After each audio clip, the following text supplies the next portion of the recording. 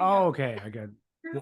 Did you hear the lady say recording in progress? Yes. Okay. Awesome. Okay, so you're calling us today from a music festival.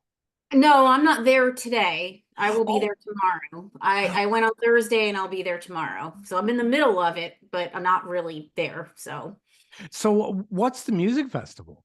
it's called Bourbon and Beyond, Right. and it's been going on since 2017. It was originally just like a weekend festival. And then in 2019, they made it a 3-day festival. And then in 2021, of course, it was canceled because of COVID. And then Hmm. in 2022, they made it a 4-day festival. So it is nonstop performers and bourbon distilleries and food. It's all on the festival grounds down at the Kentucky Exposition Center. And Okay.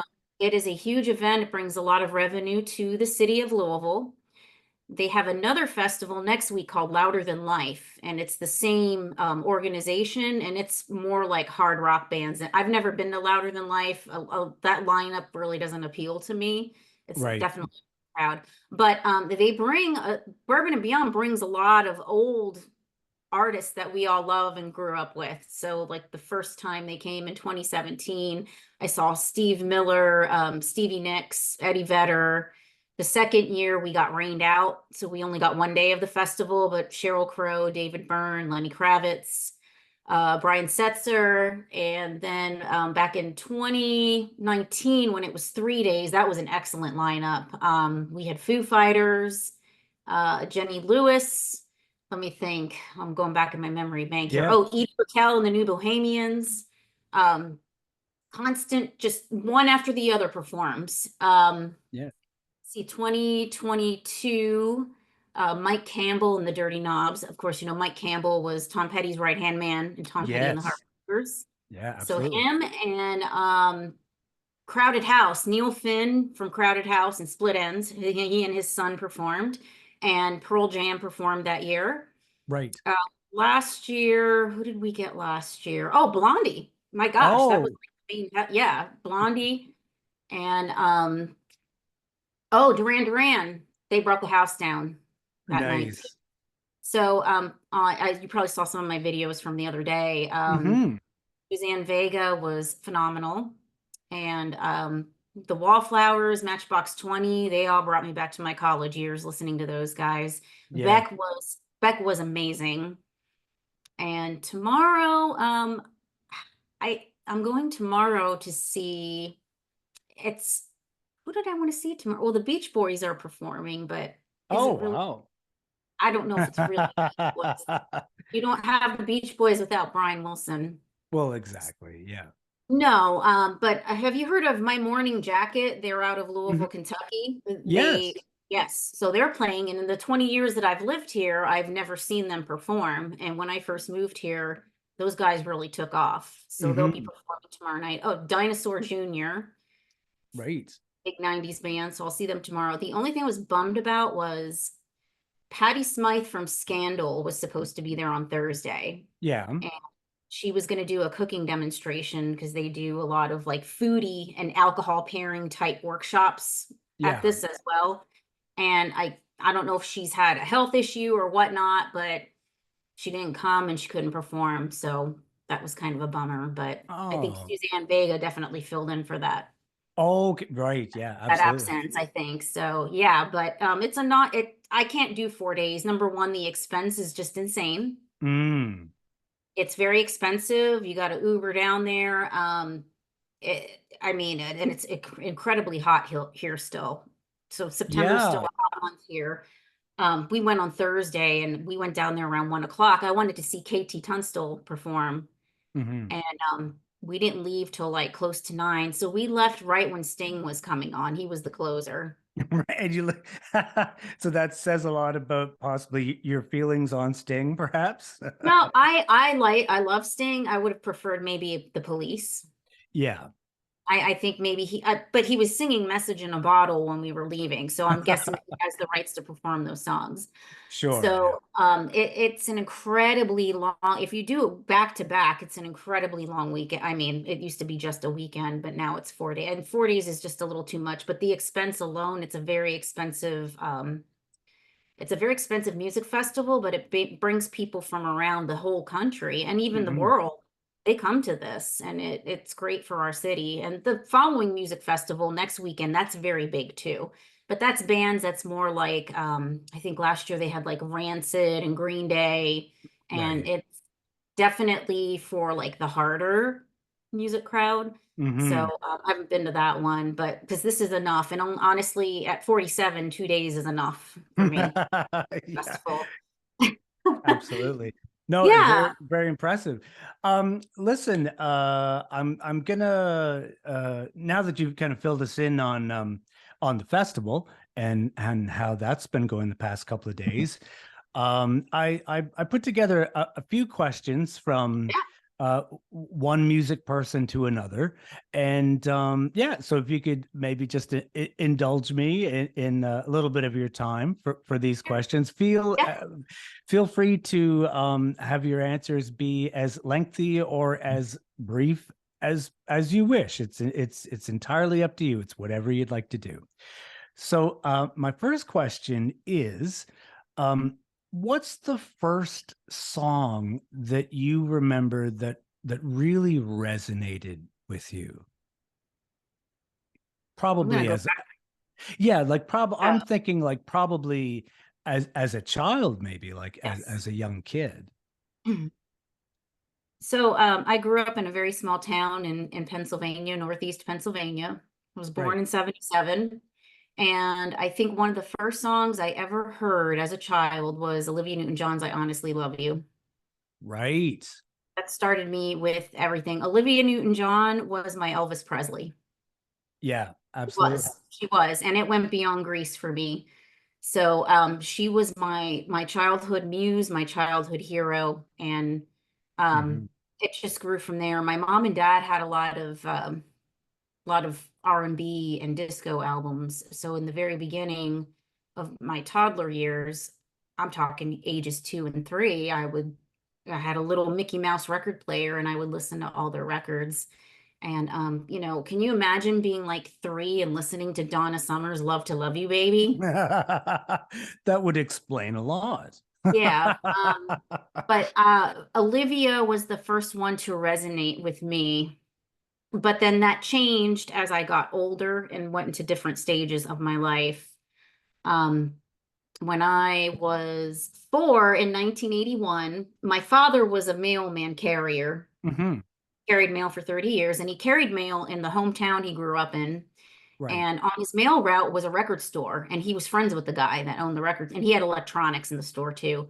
The right. first 2 full-length albums that I had at 4 years old, aside from any 45s, Yeah. and aside from any Disney albums or little Disney like book, you remember those little booklets that came with the record? Oh, yes, I absolutely. had a lot of those as a kid. My first 2 full-length rock and roll albums in 1981 was Olivia Newton-John's Physical, Right. and 1981's The Best of Blondie. And those 2 albums I played so much as a kid that I knew where the skips in the songs would be because I played the album so much. But also, I was pretty abusive with the album covers as well. I drew all over them and stuff. So, of course, I don't have my originals anymore. I don't know what happened, but of course, I Right. found them again Yeah. throughout life. So, those were the first 2 albums that I ever owned. And I was your typical kid. Like I played with Barbie dolls, I had a playroom and stuff, but I spent a lot of my early childhood in my room listening to records over and over and over again. Hmm. And there was always music in my house. My Yeah. dad got, my dad upgraded his stereo in the early 80s. So he had this really badass stereo once they got our basement finished. And then he really started bringing records in and would introduce new things to me as time went on. So we would go to flea markets when I was a kid. We'd go to auctions. we would pick up record albums. And I remember when I was like maybe in fourth grade or so, my dad bought Sergeant Pepper at a flea market, and he said to me, "Hey, I want you to listen to this album because this album changed my life when I was in serving in the Navy in the late 60s." So, Wow. but it even went beyond that though. This was the era of getting a VCR and recording things off TV. And I was there for those early years of MTV. Yes. Um, I remember sitting in my parents' bedroom. They had a little 13-inch TV, and there was no remote. It was a channel changing box. It had a cord that went to the TV. The clicker. Yes, press Yes. down on the buttons. Yeah. And sometimes we would lose the channel, so I'd have to go get my dad, and he'd get out his little this little screwdriver pack, and Yes. I'd say, you gotta change it so I can get MTV back on. So I didn't watch that very first episode. I mean, I was very young then, but 1982, 1983, 84, those were those best years of MTV. And that's why that was one of my first theme shows back in 2020 was the best of MTV 81 to 86. That's why I did that Love. show. So I Okay. had I had MTV. I was a very lucky kid to have that at Hmm. MTV those early years. And then every Saturday morning I had American Bandstand and Soul Train, and every Saturday night I had Solid Gold. So Yeah. there That's was a music in my house just nonstop. I know my answer is a little long-winded, but no, no. That's wonderful. The more long-winded, the better. It's interesting. You made a lot of great points there. With regards to MTV, see, I'm a kid from Canada, and we couldn't get MTV right. here. The only way that you could get MTV was all the bars bought satellites so that they could bring it in, and it was how they would get people into their bar was, well, we have MTV. And it was really quite something in the city to just see all of these bars, and it's just like sky full of these satellites with that are getting like the MTV. So yeah, we couldn't get it in our homes, but well, then Canada started its own version called Much Music, which was another 24-hour a day thing. But they had kind of tested the waters with a show of videos in Toronto. It was Friday and Saturday nights, I think. But anyway, this isn't about me. This is your interview, and we want to hear what you have to say. Now, interesting. So 1977, and this is something I wanted to ask you because from what you play, some of what you play in your show, like I hear a lot of punk rock, and it's just interesting because like you were born pretty much the year it started. So was Blondie your segue into punk rock? Right. Blonde, Debbie Harry. So I said Olivia Newton-John was my Elvis Presley. Debbie Harry was my Mick Jagger and Rolling Stones. Nice, nice. So I had both of them as my early influences. Yeah, yeah, she was. But I learned more about punk rock later on in life. I knew the basics, not so much as a kid, but just growing up.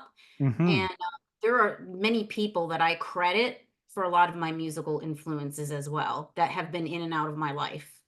My parents and my dad being one of them. Yeah. You may also hear a lot of doo-wop and old R&B on my shows. Mm. And Yeah.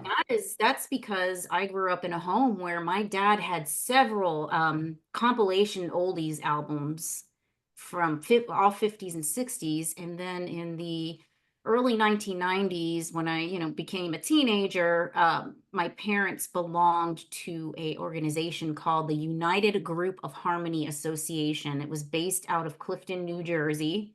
I didn't Right. live too far from New Jersey. I was only about, well, let's see, a good 45 minutes, depending, Okay. on where it was. But UGHA promoted a lot of a cappella and doo-wop groups, and they would have a show once a month. And my mom and dad would go up there sporadically, maybe 3, 4 times a year, and sometimes I would go along with them depending on what I was doing. But I was exposed to a lot of doo-wop and R&B, that early rock and roll stuff, even as a kid. Like I knew the basics as a kid, like Duke of Earl or, Hmm. Rock Around the Clock. Um, and on a side note, if I had a kid come up to me today and ask, hey, what would be the best album to introduce me to the 1950s and early 60s music? And I would tell them the soundtrack to George Lucas's American Graffiti is the best Yeah. introduction album you could ever Mhm. have with rock and roll. That will teach you everything you need to know. Plus, you get the little cute clips of, Wolfman Jack in between. But Absolutely. and those rock and roll movies, I saw them all. We had them all on video. Um, Which ones did you see? oh gosh, well, American Graffiti, more American Graffiti, which wasn't as great as American Graffiti, but it Right. still the music was stellar in it. Um, the old Alan Freed rock and roll movies, like Rock, Rock, Rock. That's my ultimate favorite. Yes. Um, there was in 1982, Dick Clark did a 30th bandstand anniversary, which you can find clips of it on YouTube. I didn't catch that one when I was a kid, but I did catch the 33 and a third special in 1985. And my dad recorded it on VHS, but he missed like the first 20 minutes of it. And Okay. I will tell you, I watched that VHS tape over and over and over again as a kid, and it would show clips from different eras of bandstand, one artist after the other, and I memorized that whole thing. Like I knew Wow. what song was coming up next when I would Yeah. watch that. And to this day I can still like hear it in my head. It's really weird. The connection that I have to music, I connect that in I connect that into my personal life and work that into my personal life too. Yeah. So Absolutely. you got kids that grow up that go to baseball games and football games and it's all sports for them. For me, it was music. Yeah. Yeah. No, I can see a kindred spirit in you. Well, it's one of the reasons why I love your show so much. I love the fact that it's completely all over the place. Like you never know what you're going to play next. It's always unexpected. Um, well, there's some things that I find that you play that I had that are from my past that I had forgotten that I love so much. So I mean, there's so many reasons to plug into your show.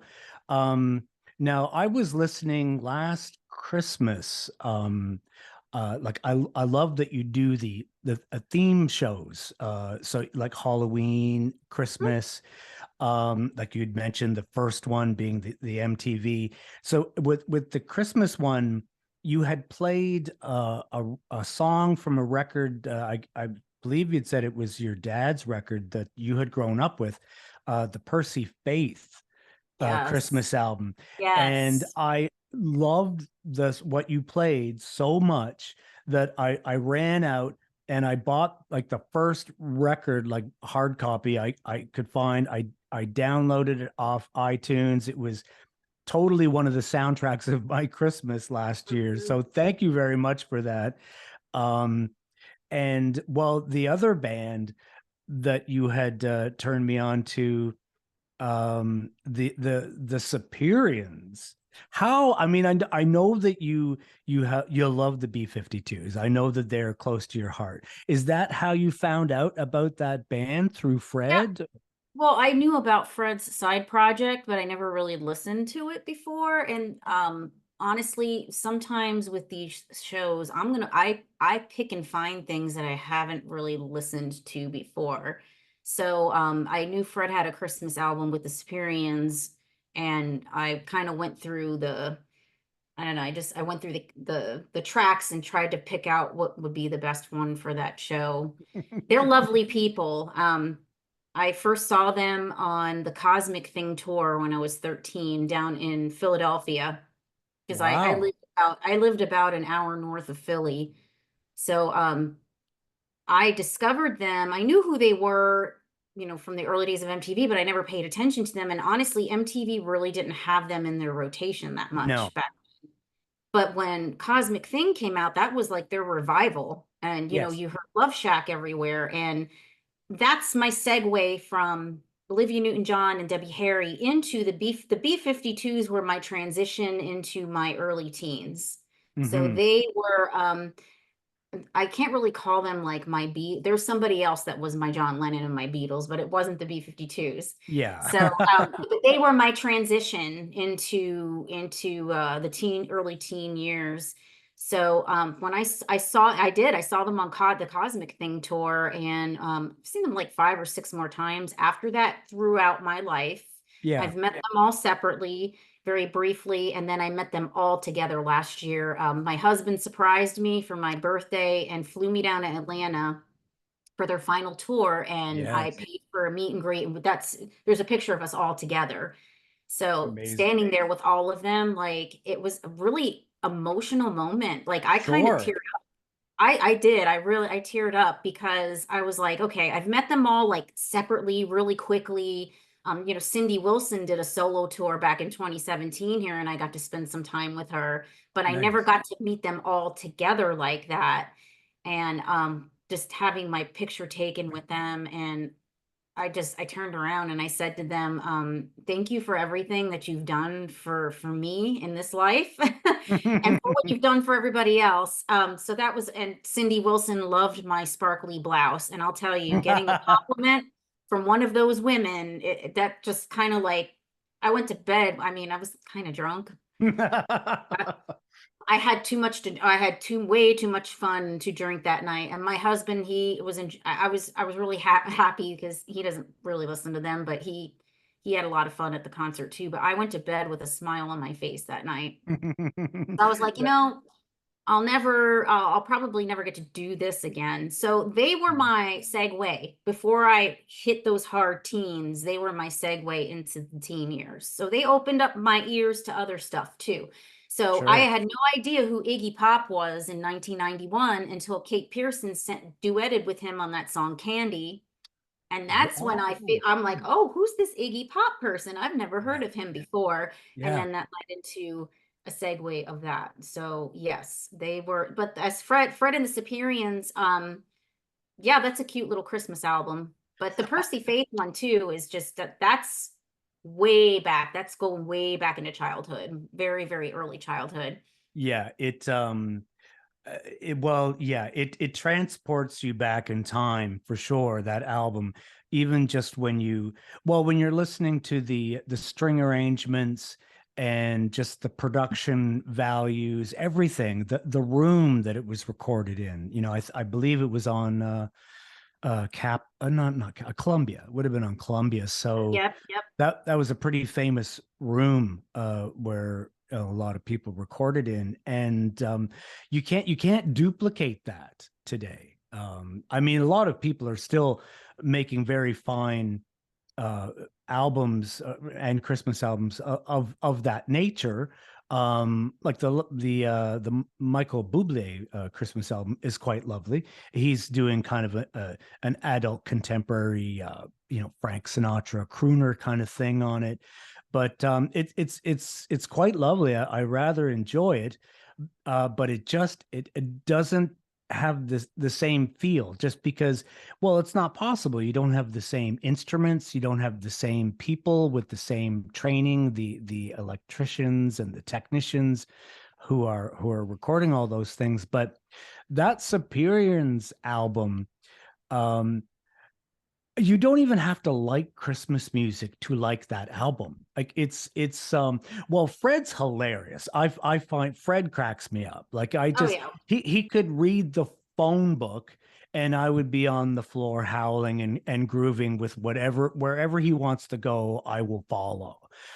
He's that good. And I really do feel I'm a collector of Christmas music, but I really do feel that, other than possibly the Nick Lowe Christmas album, Quality Street, that came out maybe about 10 years ago, that Superior's album is the finest Christmas album of the last 25 years. And I have you to thank for that. I had no idea it existed.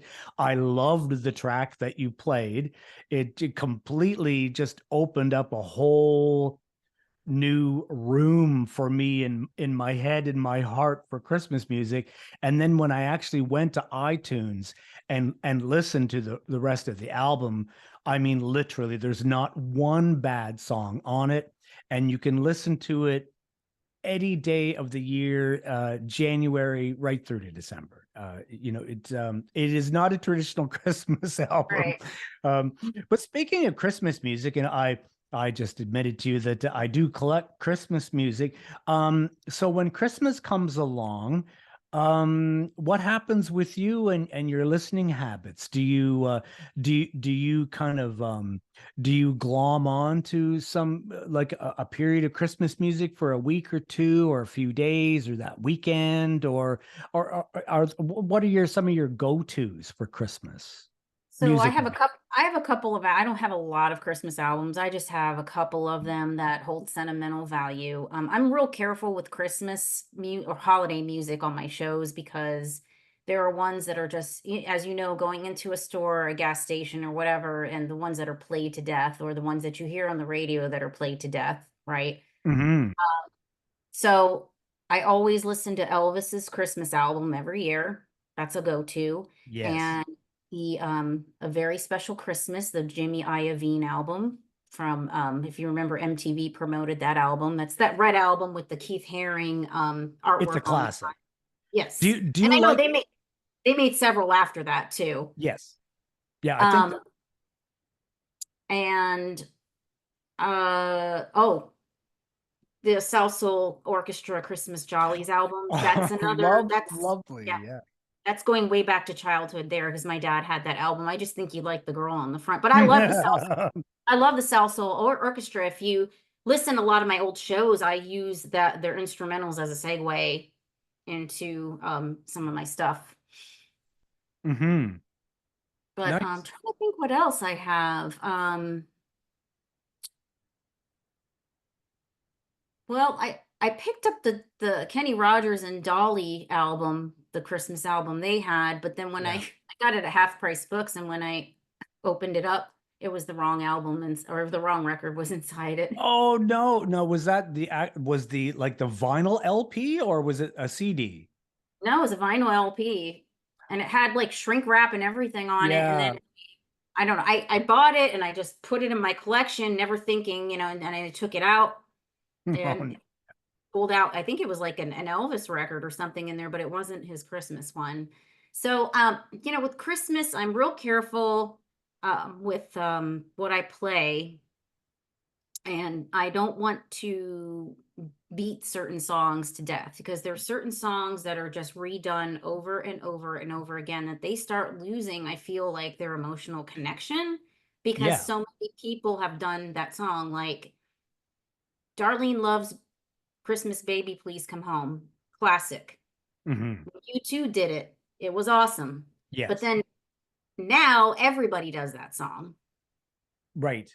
So it's for me, it's not delivering the same message or the same feeling anymore.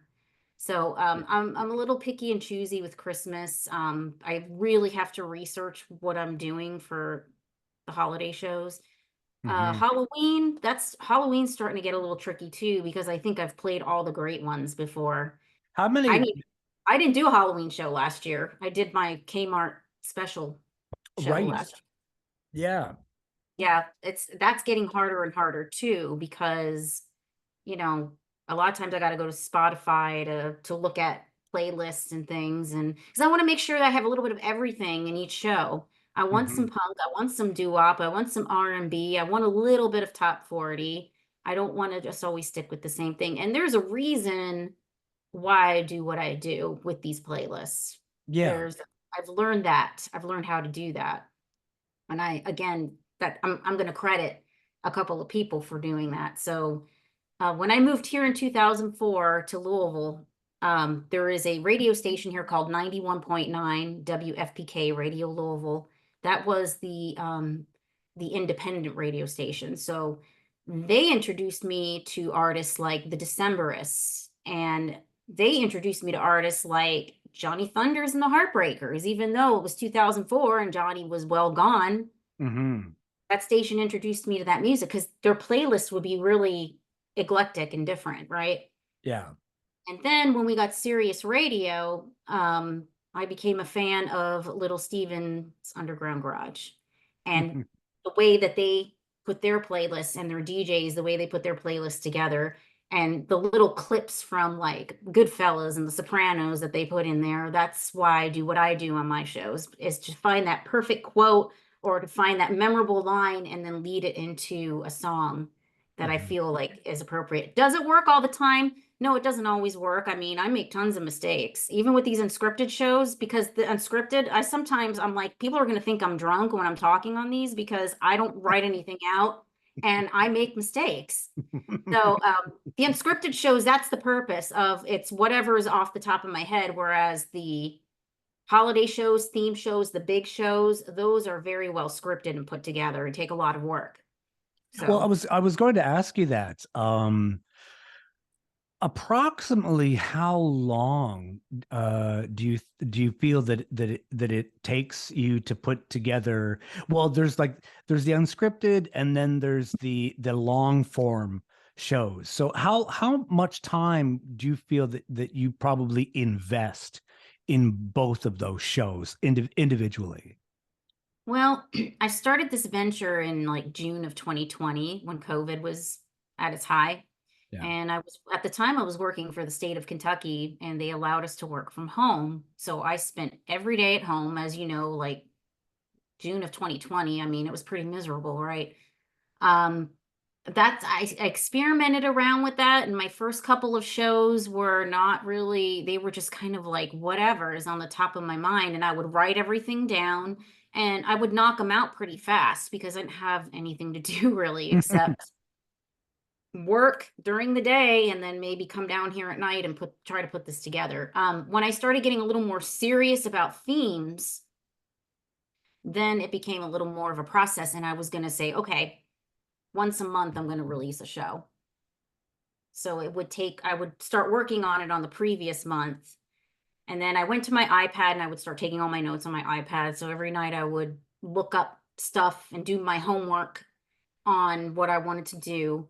Hmm. Because I don't know everything. I know a lot of things about music. I don't know everything, though. I mean, I've watched many documentaries and read many books, but I don't know everything. So I have to research a lot too on what I'm doing. So the Yeah. unscripted, which I started last summer, that's kind of like off the top of my head. It might even take me just like a night to do Hmm. or maybe a day and a half. Whereas a full length show, it would, take a while. And I haven't done a full length show since March, partially because I was busy with stuff. And another reason was I kind of felt like listenership had gone down. Like I had a lot of solid listeners, maybe the first year and a half to 2 years, and then I don't know what the drop off was, or if people maybe got bored with stuff or I was running out of ideas, but I feel like I covered a lot of bases with themes. Hmm. So, I did the MTV show, which everybody loved. That was in the very early years. I did an American Bandstand theme show, which everyone loved that one. And of course, there's the holiday shows. I did a back to school show in August of 2020, but I made it like, hey, everybody's schooling from their computers. Let's make this Yeah. fun. Um, the Kmart show, that was music that you hear when you're in a Kmart or in like in a drugstore. Yeah. Um, gosh, I'm forgetting all of the stuff that I've done. Oh, Black History Month, I did that for 2 years. I did Valentine's Day shows for like 2 years.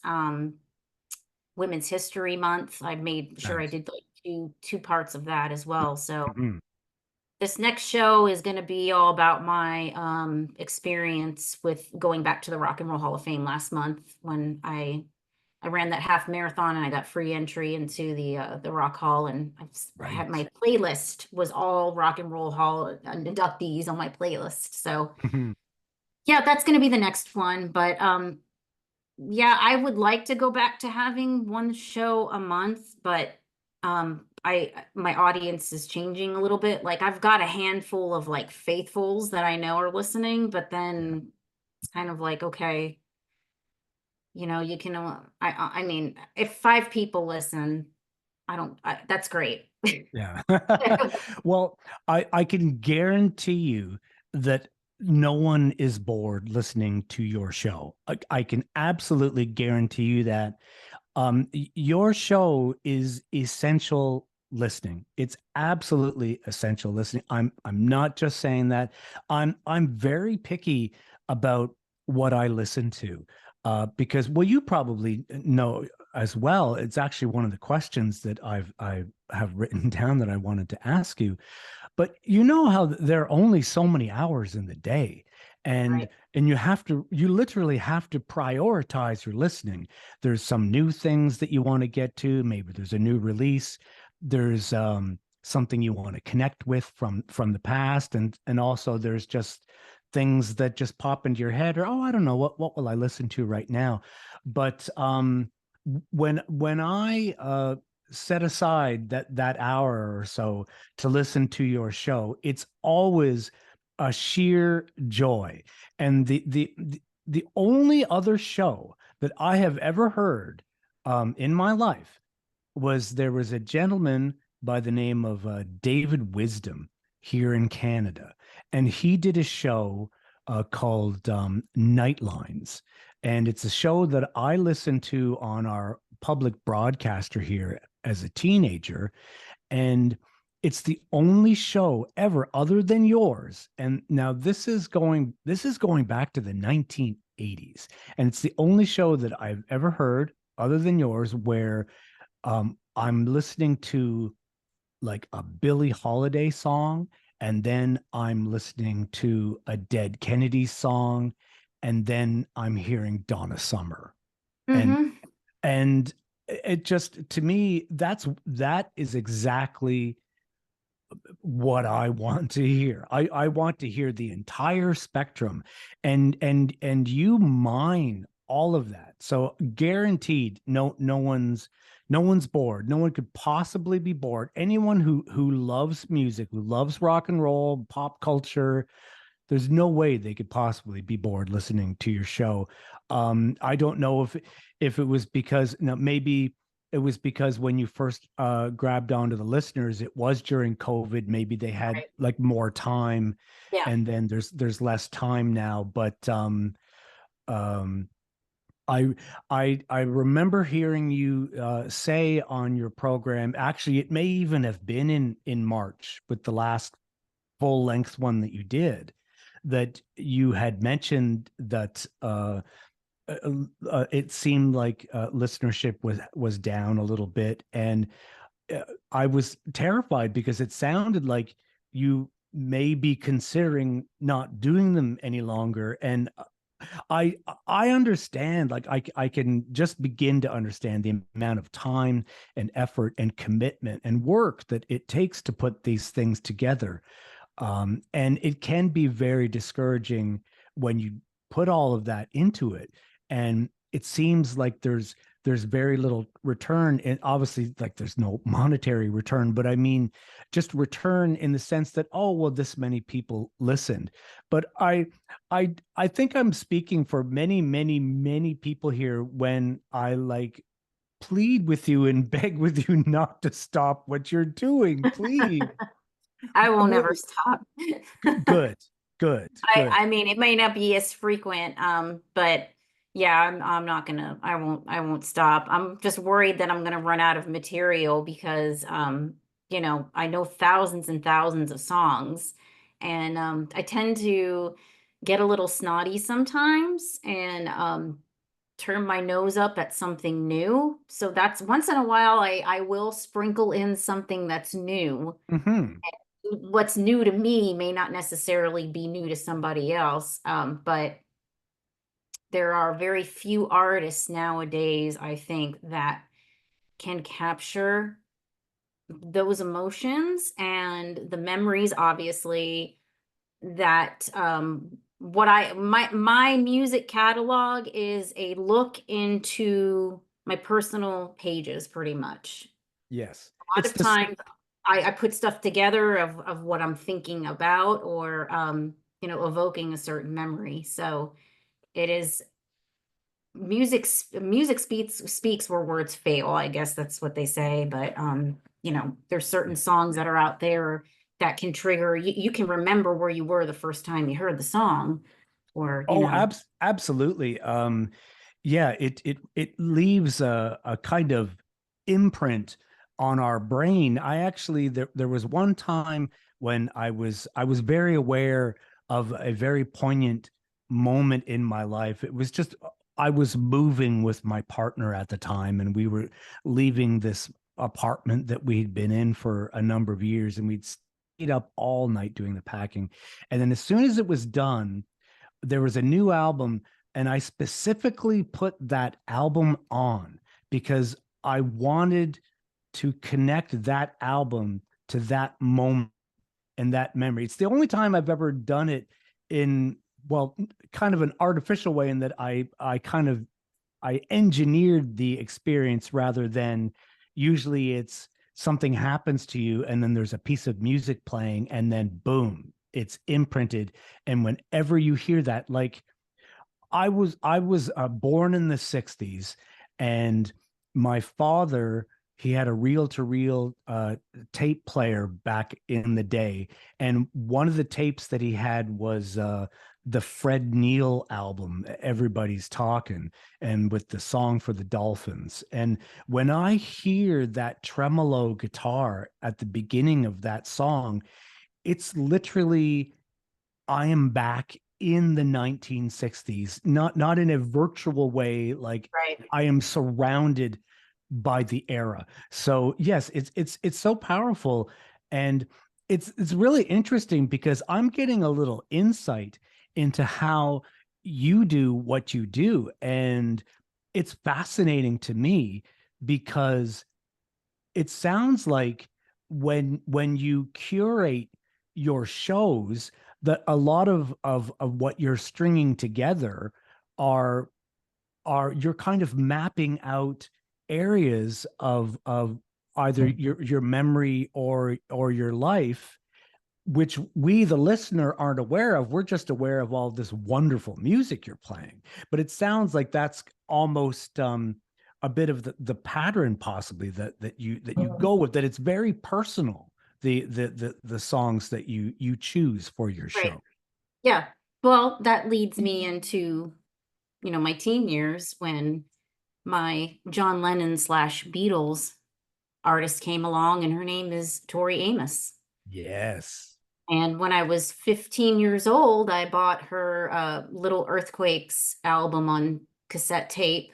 And that summer, I remember walking back up to our community pool every day, and I had that cassette in my Walkman. God, Walkman, right? Whew. Hmm. They're coming back. Uh, and I listened to that album over and over and over again. And the weird thing was, she was talking about things in her songs that I have not yet experienced in my life. Yes. Some of them I never got to experience, which was okay because, she suffered some trauma in her life. But I I I just related to this woman so much at 15, and I haven't even experienced anything really much in life yet. I was just in this small town and getting into 10th grade, and I wasn't driving yet, Yeah. and never really had a boyfriend at that time. And this woman was just speaking my language, and the what she did with the piano and her voice and the red hair, and it was all just I connected with her so much.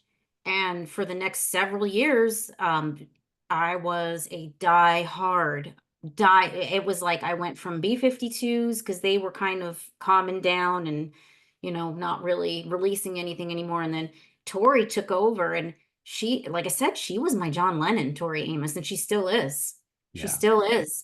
I saw her in 1994 at 17 on the Under the Pink tour, which was her second album. And I went to Philadelphia, And I went with a gentleman that was, he was like a year older than me, and he was my friend's boyfriend. And my friend didn't want to go. And I said, "Do you care if I go? It's your boyfriend." And she said, "No, just, I don't care. Go." Yeah. So, and there were two other girls that came with us, and I didn't even know them because they all went to different schools. But I went to Philly to see her on the Under the Pink tour. And that's back when she was completely acoustic with just her and the piano. And then, of course, the later years, she started bringing instrumentation more in and she was playing arenas. And her first 4 or 5 albums, I mean, that got me through college. It got me through some terrible, terrible, heartbreaking situations, um, breakups, Hmm. things in life. And she also helped me into my 20s, into adulthood. And I will tell you this now, like, I kind of lost touch with her music around 2005 because she was older and she was releasing things that, she wasn't talking about some of the brutal things she was talking about in her early work. Yes. And she was talking more about, she's at that point in time, she's like pushing, 40 at the time. And I'm still in my like late 20s. And I'm like, so I didn't understand it. That was her 2005 The Beekeeper album, and she talks about aging and having parents that are in failing health and dealing with the things that happen when you get to be older. And now I understand that album more than ever. So because I am 47 now and I'm understanding some of her older work, Yeah. it doesn't, and if you ask any hardcore Tori Amos fan, that we all call each other ears with feet. That's EWF. That's what they all call you. If you're a hardcore ear with feet, everybody agrees that they all agree about what their feelings are on certain albums. They all feel the same about certain albums. And her later work, it's definitely not as I guess you could say that about any artist that's been around for a long time. It's not the same, Hmm. but still, and when I finally got to meet her in 2007, I was just over the moon. I mean, I my voice dropped to a register that was just yeah, I felt like, and then I met her again in 2009. And the community that she has is, I've got a lot of friends online and people I've met here that we all stay connected and everything.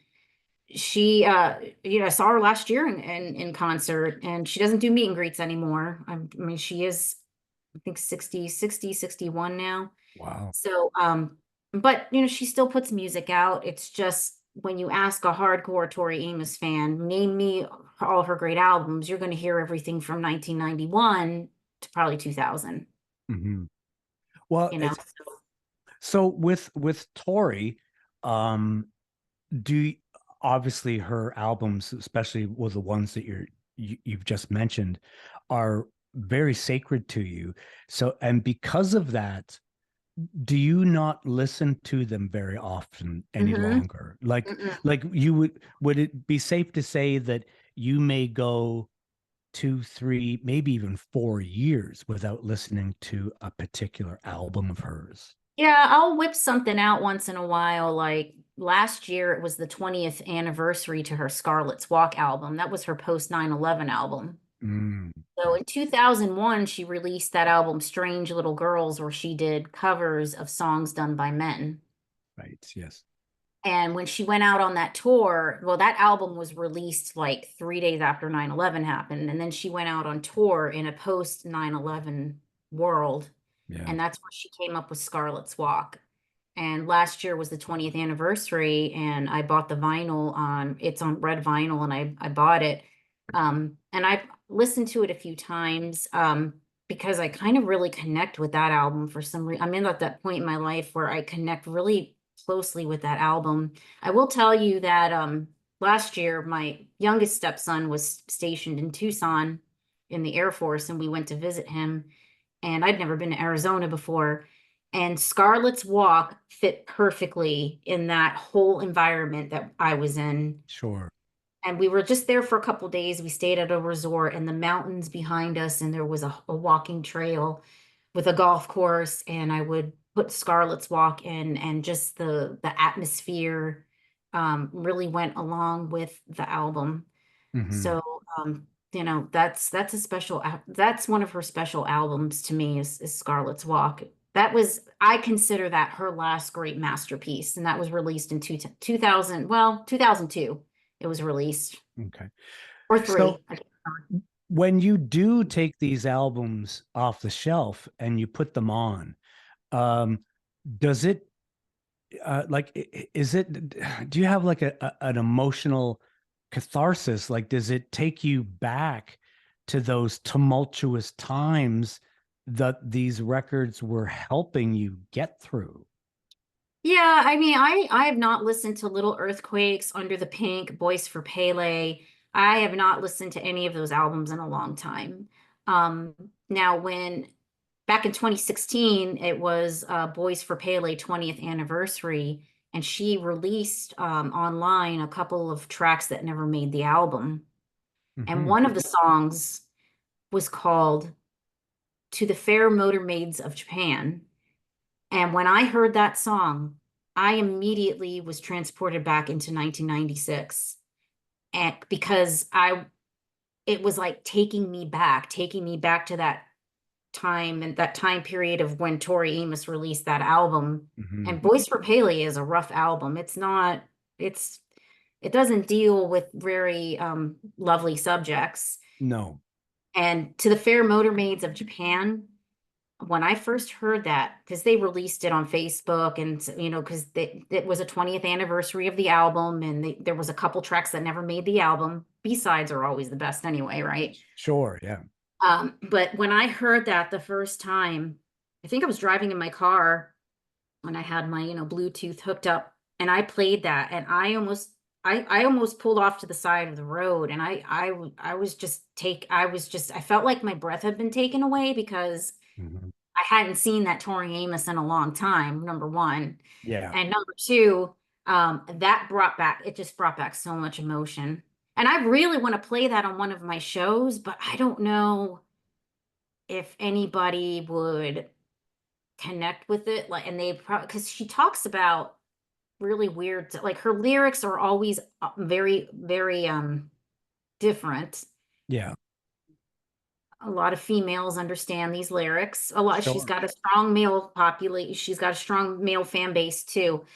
But that song, I really want to add it in on one of my mixes. I just don't know how to bring that song in because it's a personal song. And I really don't know why. I can't pinpoint it. It's just it's strange. But Have you ever thought about doing a show that was an introduction to Tori Amos? I thought about it, but I don't know if my listeners, I know many of my listeners love her. Um, I have a listener in particular that was so I have a couple of DJ friends from the past that Hmm. that I talk to still, and my one friend, he we went to college together and we were huge Tory fans, and I think he stopped listening to her after her from the Choir Girl Hotel album in '98. That's when he stopped listening to her, and I don't think he really listened to anything else after that. Yeah. Um, I don't know. I don't know. I don't know if I would.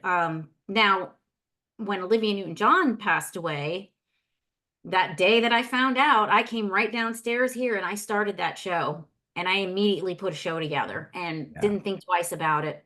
And I mean, if you listen close enough on that show, I mean, you can hear my voice trembling because I was just Yes. so I didn't think anything of it. I think I had it done the next day.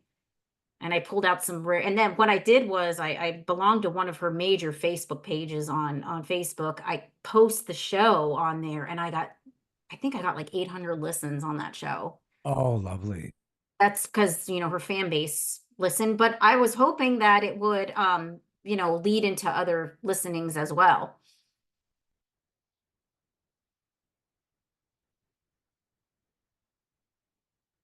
Oh, I need to.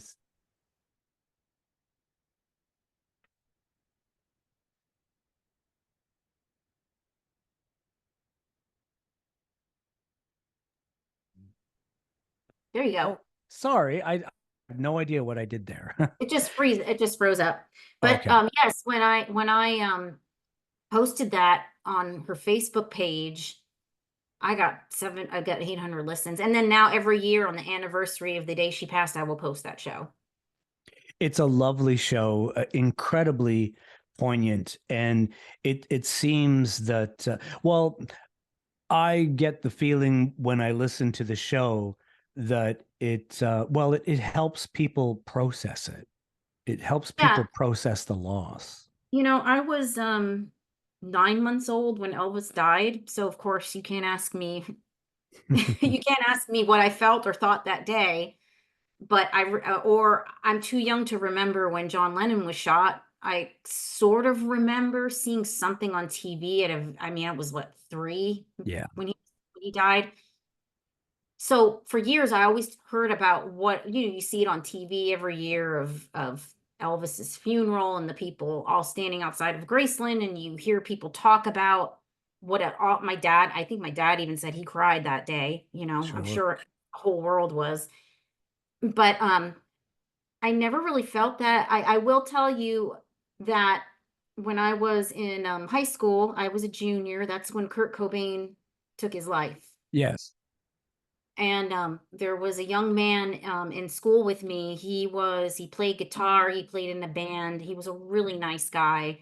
And not I don't think a lot of the kids were like really nice to him, but sure. when Kurt Cobain passed away, it was on a Saturday. I specifically remember this because my cousin was getting married that day, and I remember getting the newspaper and seeing that.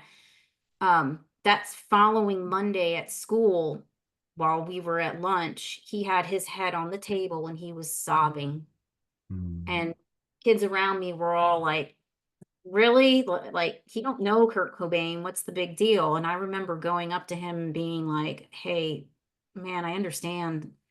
I yeah. mean, he spoke to a generation of us. So we felt that loss. But I will tell you, I finally understood what that loss felt like the day Olivia Newton-John died. And I knew that that day was going to come eventually. I knew it, I felt it, but these people, they're immortal to us. Like Yes, they're supposed to live forever, right? Like the yes, Oasis song, "You and I are going to live forever," right? yeah. Um, and I thought I think I cried for like a week. I mean, I was really, because Mhm. you feel like a part of your childhood is just totally gone, Yes. right? Yeah, and I felt like the rug had been ripped out underneath, but also it makes you think about other losses as well in your life, like, losing a family member or whatnot. Yes, I didn't know Olivia Newton-John. I only saw her in concert one time, and that was in Okay. 2006. I was living here. I found out about the concert at the last minute. I was up in the nosebleeds because it was like a week out, and Yeah. then I remember waiting for her in the back, and she didn't come out. And Oh, now I kick myself for all the times that I know that I could have gone, like when she did like a residency in Vegas from 2013 to like 2015. And you yes, right. could do a meet and greet with her, and it went towards her cancer Hmm. organization. And I kick myself. Like, that's why when the B-52s did their thing and my husband got tickets, I said, well, did you sign me up for the meet and greet? He goes, no. And I went online and I saw the meet and greet and I saw it was like $300. And I said, you know Yeah. what? I'm doing this because of Olivia. That's why I'm doing it. Nice. So yeah, but I understood what that loss was the day that Olivia Newton-John passed, and I will tell you, I still get like choked up about it. I still can't believe it. Like you don't want to believe it. Well, it's So hard. I find that uh, when someone like that who's had such a profound effect on your life, especially from when you're like a very small child, that the world somehow doesn't feel the same after they're gone. That you don't feel their presence any longer. There's just, uh, if there's someone that someone likes or admires or as much as with you and Olivia, and if you're looking up at the moon at night, and you can think to yourself, they're probably looking at the same moon, but then once they have gone, just the feeling of that loss, and the feeling, there's an emptiness that their presence, their energy, which was absolutely vital, to people who, connect with them. I completely understand it. Well, I do remember when Lenin was assassinated, and well, most recently, even though it was almost 25 years ago, or 20, no, 23 years ago. But when we lost George, um, I, I, I felt something very similar, that when I literally, I was sleeping, and my alarm clock went off, and literally at the second where the announcer said, and on a final note, a former Beatle, George Harrison, passed away. It's literally how I woke up.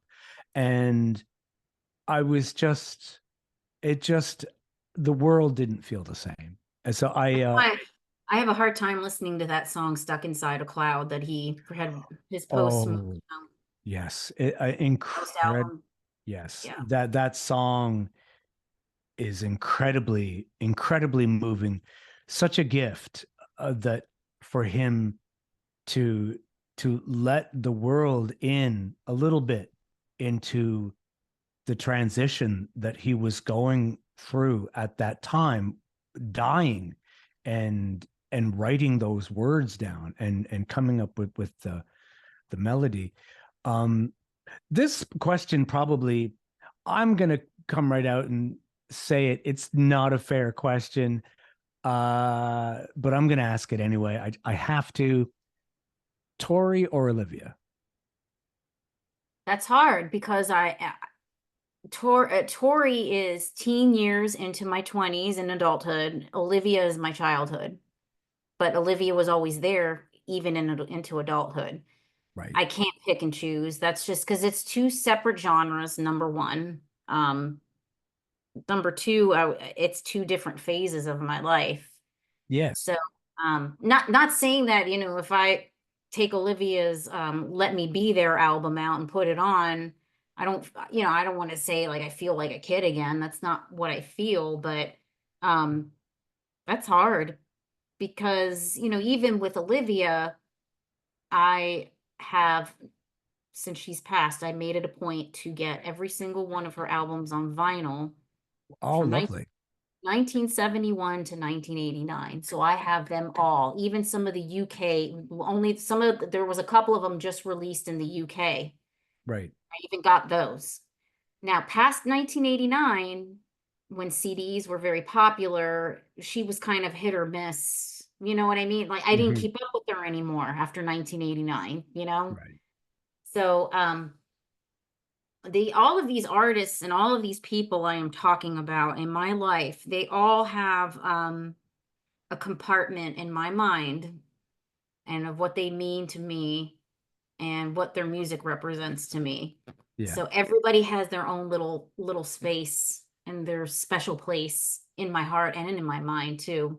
Yeah. And I've been lucky. I have been so lucky to meet some of my heroes. I really have. I mean, I've made it happen. And Hmm. I think partially because I moved here 20 years ago, Louisville, we've had some great acts come through. We're not too far away from cities like Indianapolis, Atlanta, Cincinnati.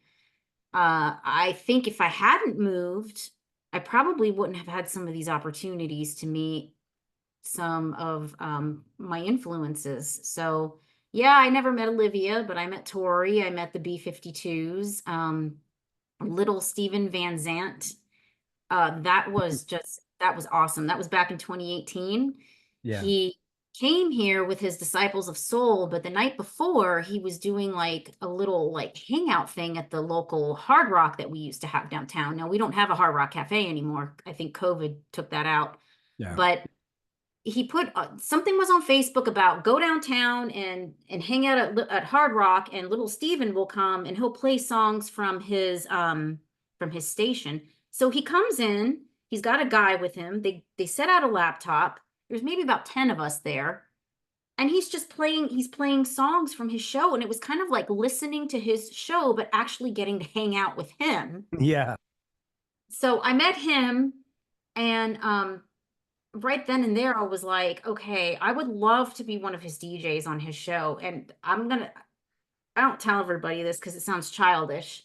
But I had a dream not too long ago, probably a couple years ago or so, where I got to meet him again. And when I shook his hand, I leaned into his ear and I told him, I'm going to be your next DJ on Underground Garage. That's what I told him in this dream. Yeah. So if I have the opportunity again to ever see him again, I'm going to tell him that. I You met, should be his next DJ I on know, Underground I would Garage. do it for free. You wouldn't have to pay me. Oh no, he would they would pay you. They would Yeah, absolutely pay you. I met I met Liz Fair back in 2018 as well, and there was some serendipity to that meeting. Oh, So, how so? well, we had to we had to put our dog down the night before. Oh, I'm terribly sorry. Yeah, his name was Saito. He was a German short hair pointer, just like the one I have now. Yeah. And we it was a very quick decision. The the events that made it happened very fast. So we Hmm. had to take him to emergency vet, and we put him down the night before. Oh, And I goodness. was supposed to go see Liz Fair the next day. She was playing one of the like local little music venues here. Yeah. And I was like, I don't know if I can go. This was my first dog. I didn't grow up with pets, and I had him for almost 12 years. He was ready to turn 12. Mm. You know how that is. Yes. I know you're an animal lover as Yeah. well. So I was like, no, I don't know if I can go. I really don't. So the next day, of course, the day after is always awful, right? Yeah. Yes. And I called the venue because I never got any information about the meet and greet, because there was a meet and greet where she could sign like a poster or whatever for you. Hmm. I didn't have my shit together that day. I Yeah. was a mess. You know, my husband, he was extremely upset as well. I called the venue and I said, hey, I never got any information from you all. And I think they did send it to me, but it went into my junk email, but whatever. So they're like, no, you need to come down here in like an hour because she's going to be here. And I'm like, okay, let me get my crap together. So I went down there, and I immediately started to feel a little bit better because I was like, okay, you know, this is an example of where music can be healing for you. Yes. So even just being in the place, being around other fans, there weren't very many of us. I brought my Exile in Guyville album with me, Lovely. which I don't think you were even supposed to bring anything. Okay. You were supposed to just purchase like a poster or something there, and then she would sign it. So I brought it, and I didn't know I wasn't supposed to bring it. Right.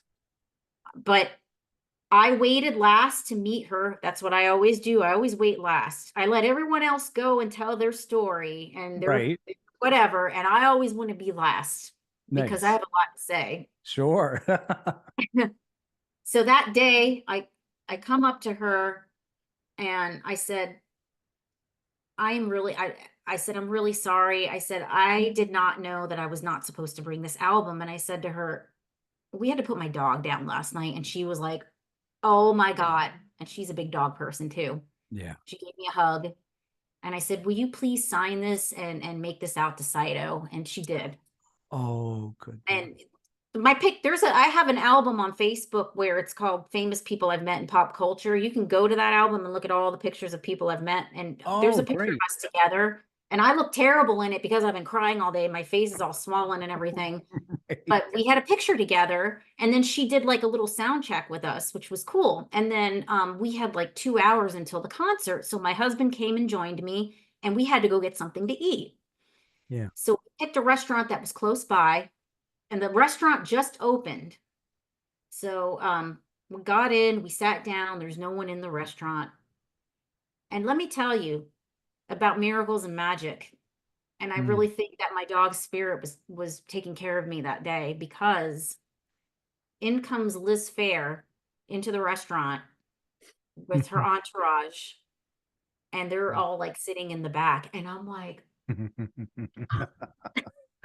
Oh, and I said to my husband, I'm like, this is like serendipitous, Yeah. right? Yeah. Yeah. Should I go like send her a drink or something? He's like, "No, don't do that." He's like, "Don't do that." And I just kind of, I kept looking over and looking over and looking over. And I was like, I hope she doesn't see me because then she'll think that like I'm stalkerish or whatever. But it turned out that I didn't say anything to her, but the fact that she was like right there, Yeah. basically having kind of having dinner with me, right? Yeah. And that was that was a very memorable meet and greet for me because I really feel like for somebody that didn't want to go Hmm. and experience that because I was so rattled with grief, Yeah. the music made it better. And that was basically, I think Saito wanted me to be there. Sure. And I think he made that whole thing, he made Yeah. that whole thing happen. So I think he did too. yeah, I yeah, think he that did was too. one of my fun meet and greets. I can't remember who else Yeah. I've been very lucky. Let's just put it to you that way. You know, I may have not met Olivia Newton-John. It's the biggest regret of my life, but I've you know B-52s, Tori. And you were in the same room.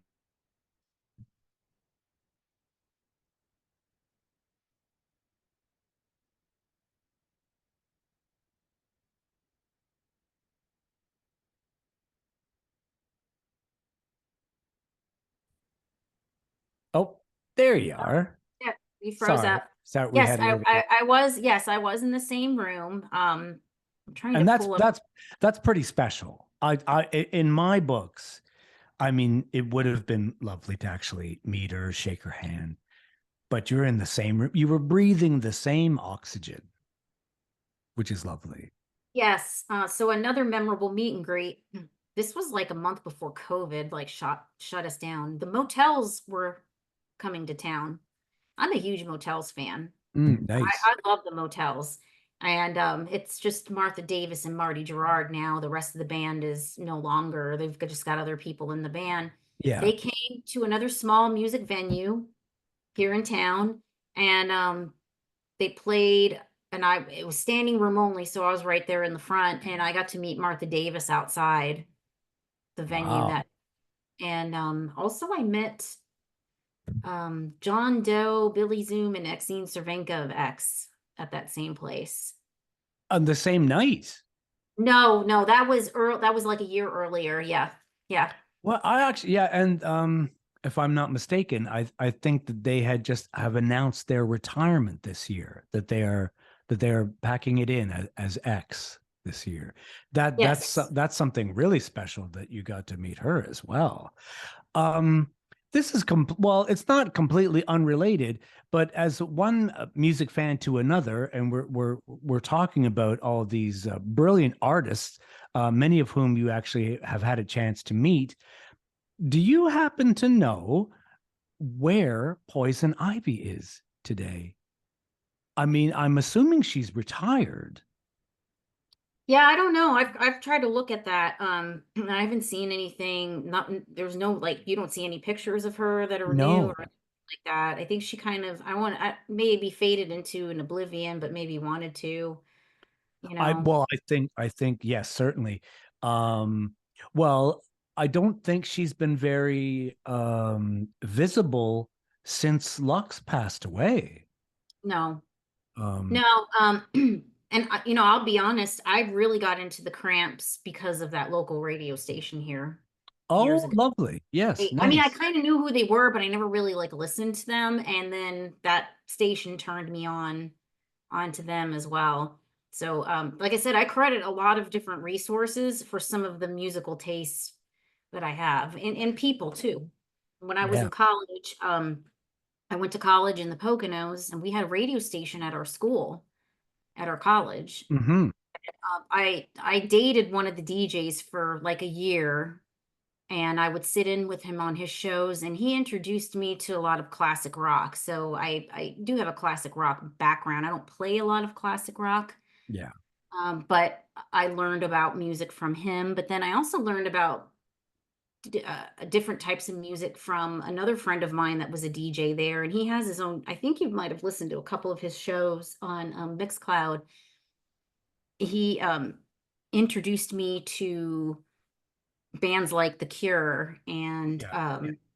Sisters of Mercy, and he liked that industrial goth rock, and he Yeah. turned me on to that type of music. But he does have a show on Mixcloud, but he hasn't posted for a very long time. He's out in New Mexico.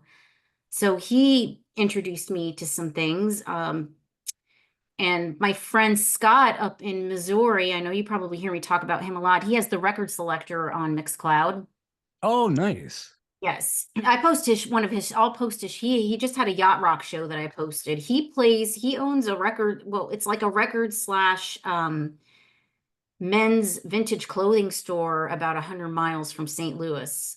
Okay.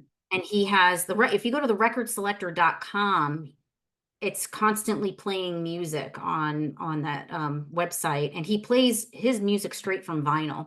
Oh, great. I'm gonna check that out. Yeah, it's called Fabulous. the record selector. You might have seen me favorite, like I favorite all of his shows on Mixcloud. He actually Yeah. helped me in the beginning. I found him through one of my vinyl groups, and I said, "Hey, can you tell me how this all works? Like how I can do all this?" And he kind of guided me through that.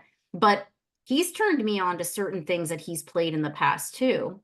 So he plays a lot of deep cuts, a Hmm. lot of he'll have like strictly classic rock shows sometimes, or like he likes to do the yacht rock shows, and then sometimes he'll do like a new wave show because he knows that I love new wave, so Yeah. he'll play that too. But yeah, Scott has really been helpful in helping me navigate this. This microphone I'm talking on, I bought this back in 2019. It's sat in a box for a year.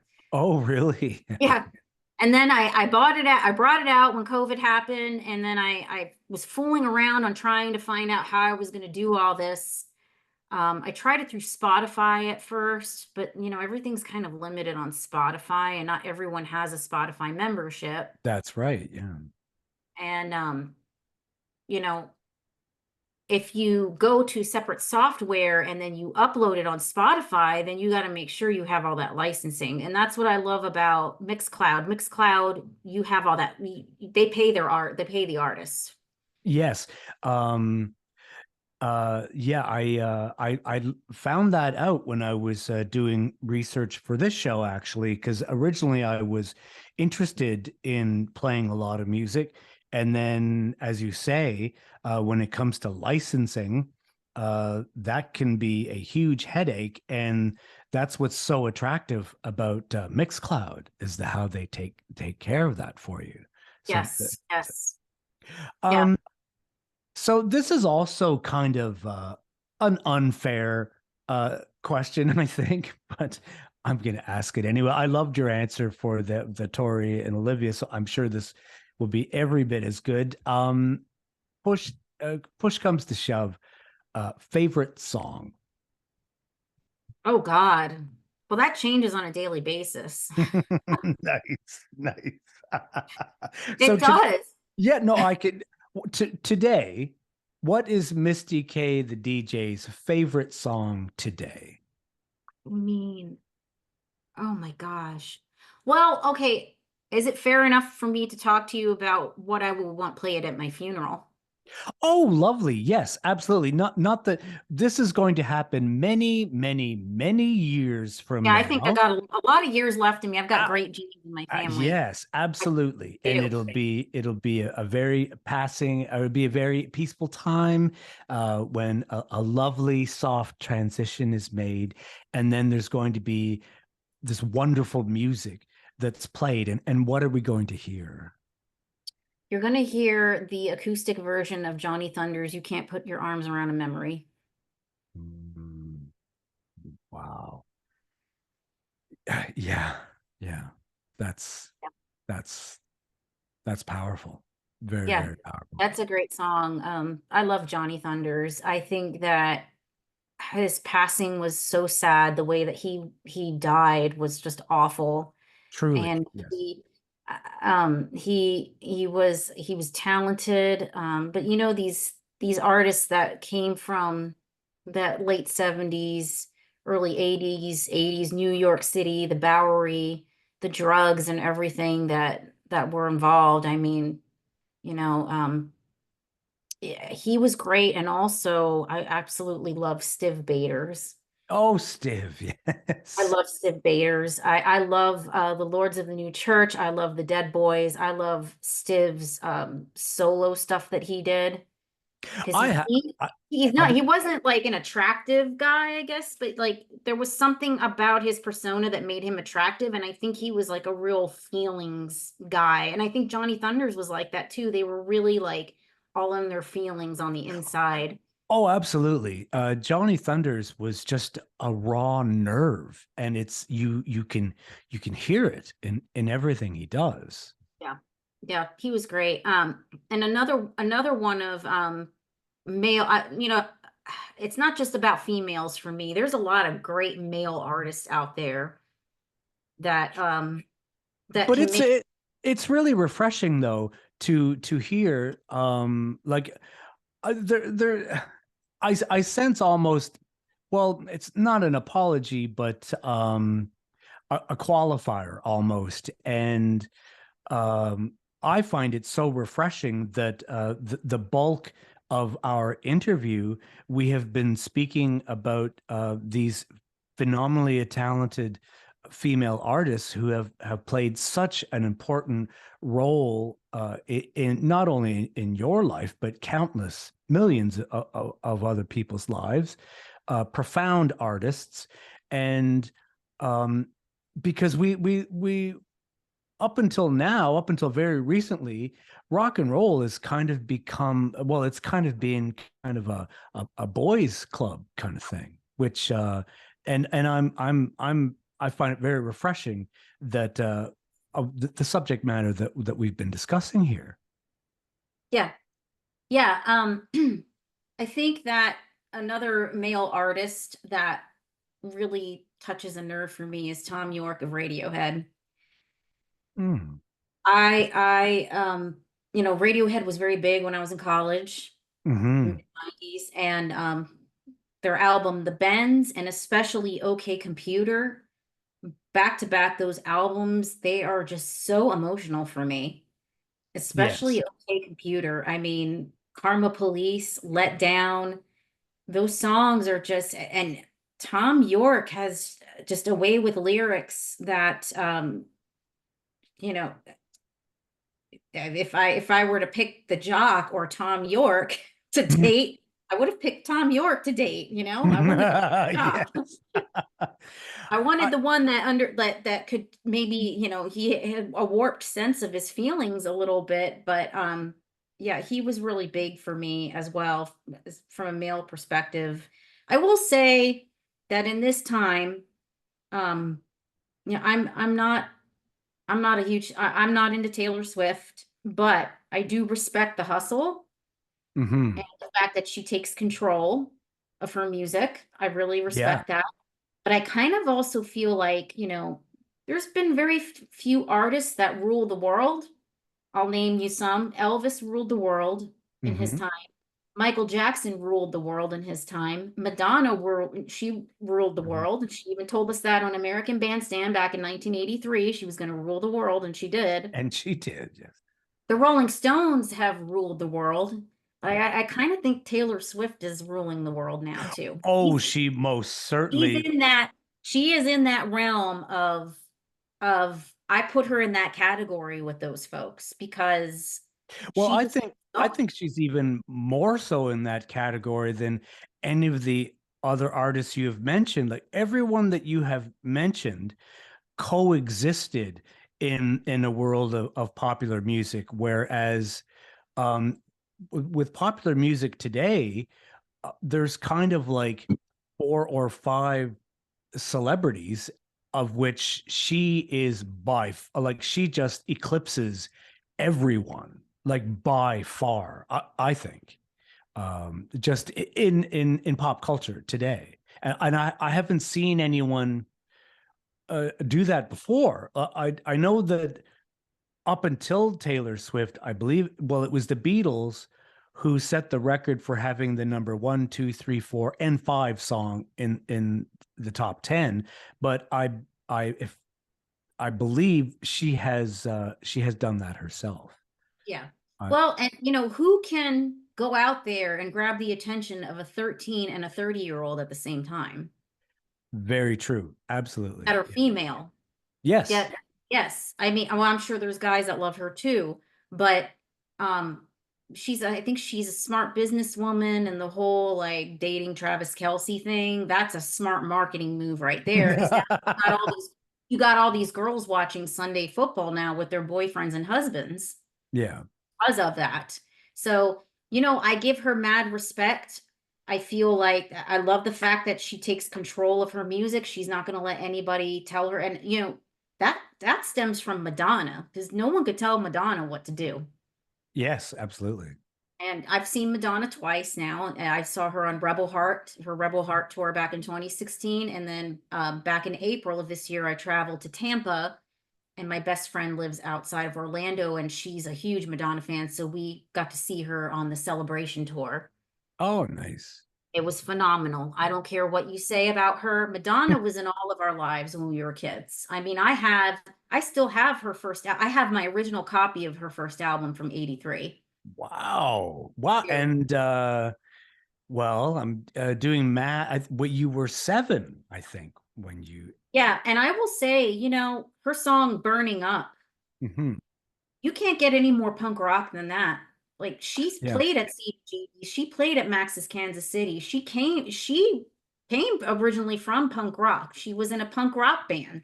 Right. And there were certain phases of her career that I wasn't really crazy about. Like, I wasn't into all the voguing, but her Like a Prayer album, I put that in my top 10 of the greatest albums. That's in my Nice. top 10, Like a Prayer. And even her later stuff, like Music and American Life, Ray of Hmm. Light. Oh, Ray of Light got me through my senior year of college. So there Those were are times, 3 classic albums for sure. yeah, there were times that I wasn't as crazy about her, but then there were times I absolutely like loved and adore her. And that was the Celebration tour. One of the first things she said when she came out was, "You're gonna laugh and you're gonna cry because I'm gonna take you back." So she went through all her eras. It was Hmm. like her, Taylor Swift had the Eras tour. This was Madonna's Eras tour. Right. Yeah. Yeah, so anyone can say what they want about her.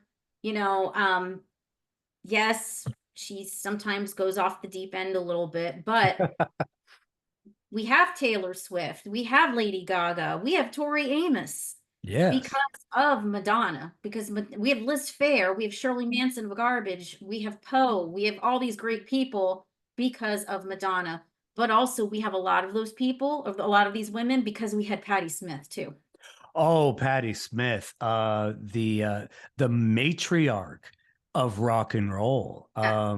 We are so very lucky to have her still. And yeah, she's the muse. She's every well, she, not to age her out, but she's all our grandmothers. But yeah, she to me, she's kind of the alpha and the omega with Patti Smith, because she as well was right there right at the beginning with her friend Tom at CBGB's, and she started out with the CBGB's, and she's still going strong, and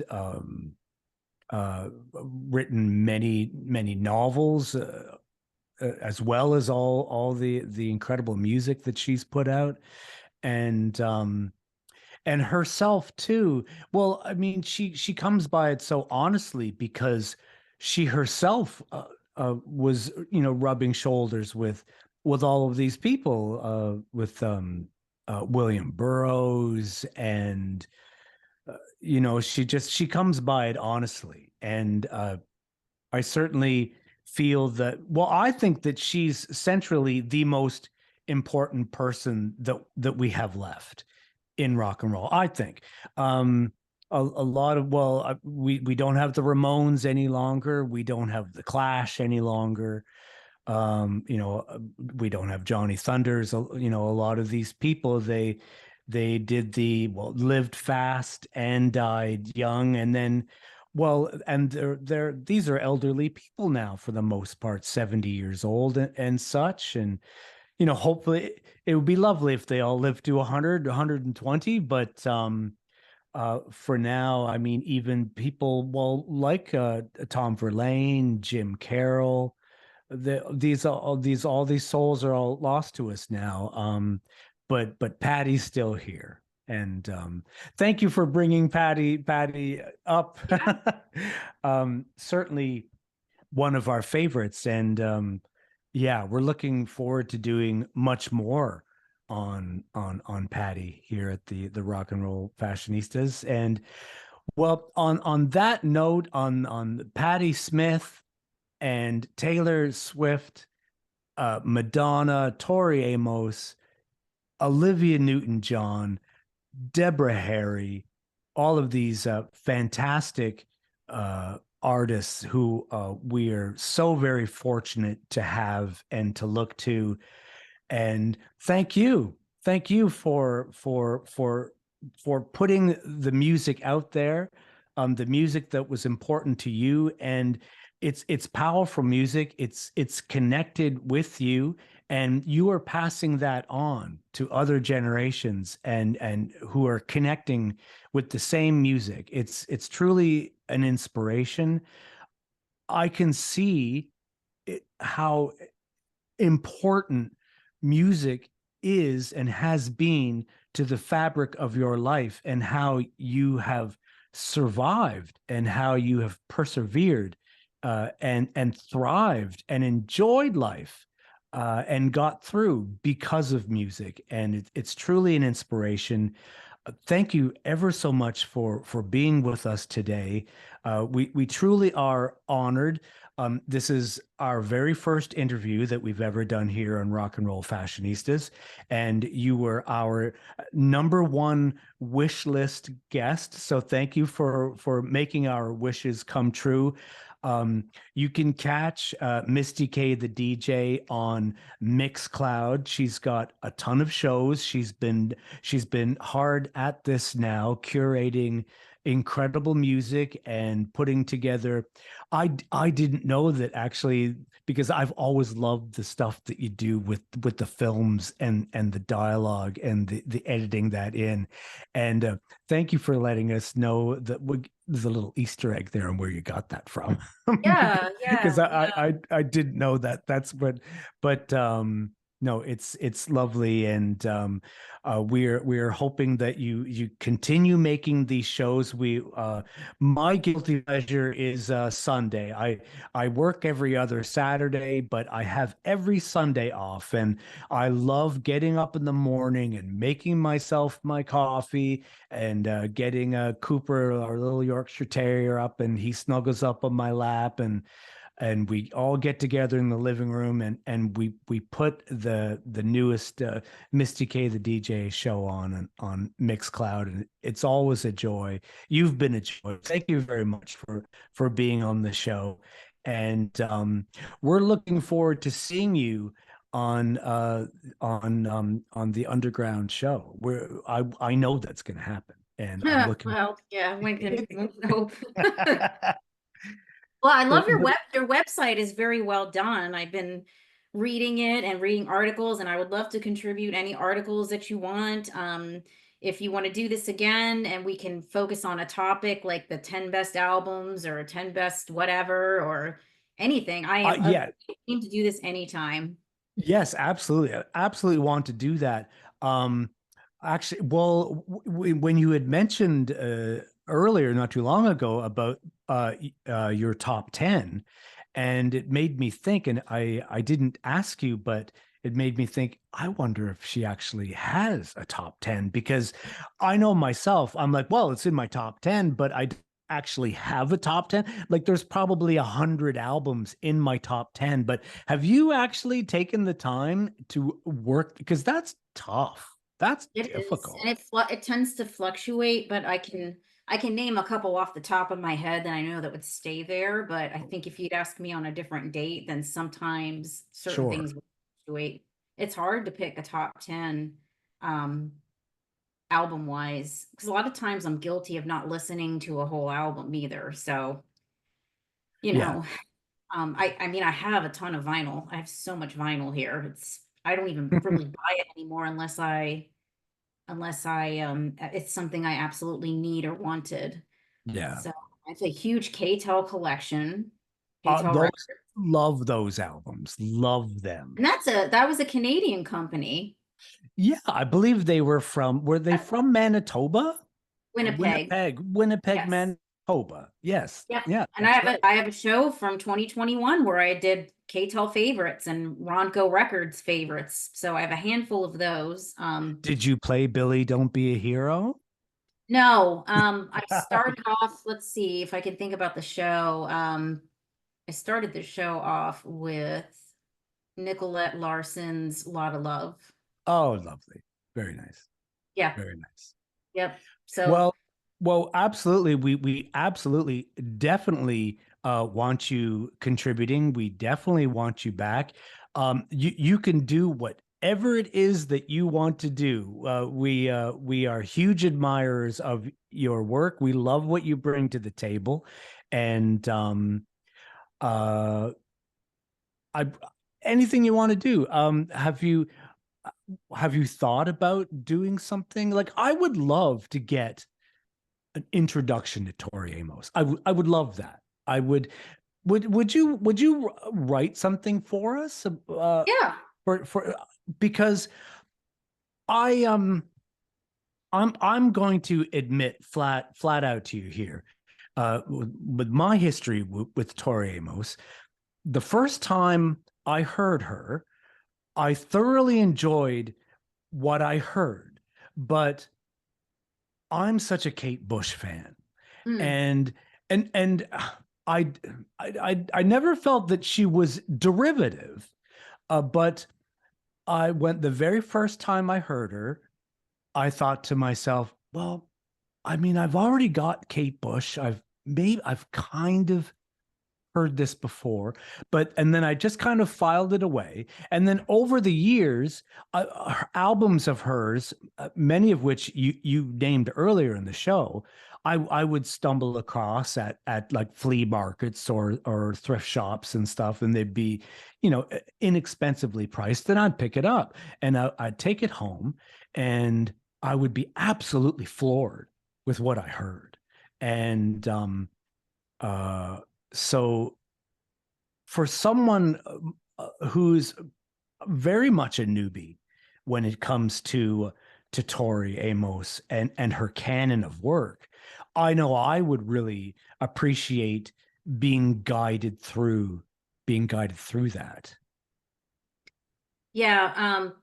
She's also a master at doing covers. So in Mm. her 2005 Sinful tour, I think it was two small tours that were put together. They're all of them are released on she released a bunch of CDs. Well, there you can find them on Spotify of live tracks that she did during that tour. It's when she Hmm. was a beekeeper, and she did some amazing covers on that tour. She did Radiohead's "Karma Police." She did Jim Croce's "Operator." Oh, lovely.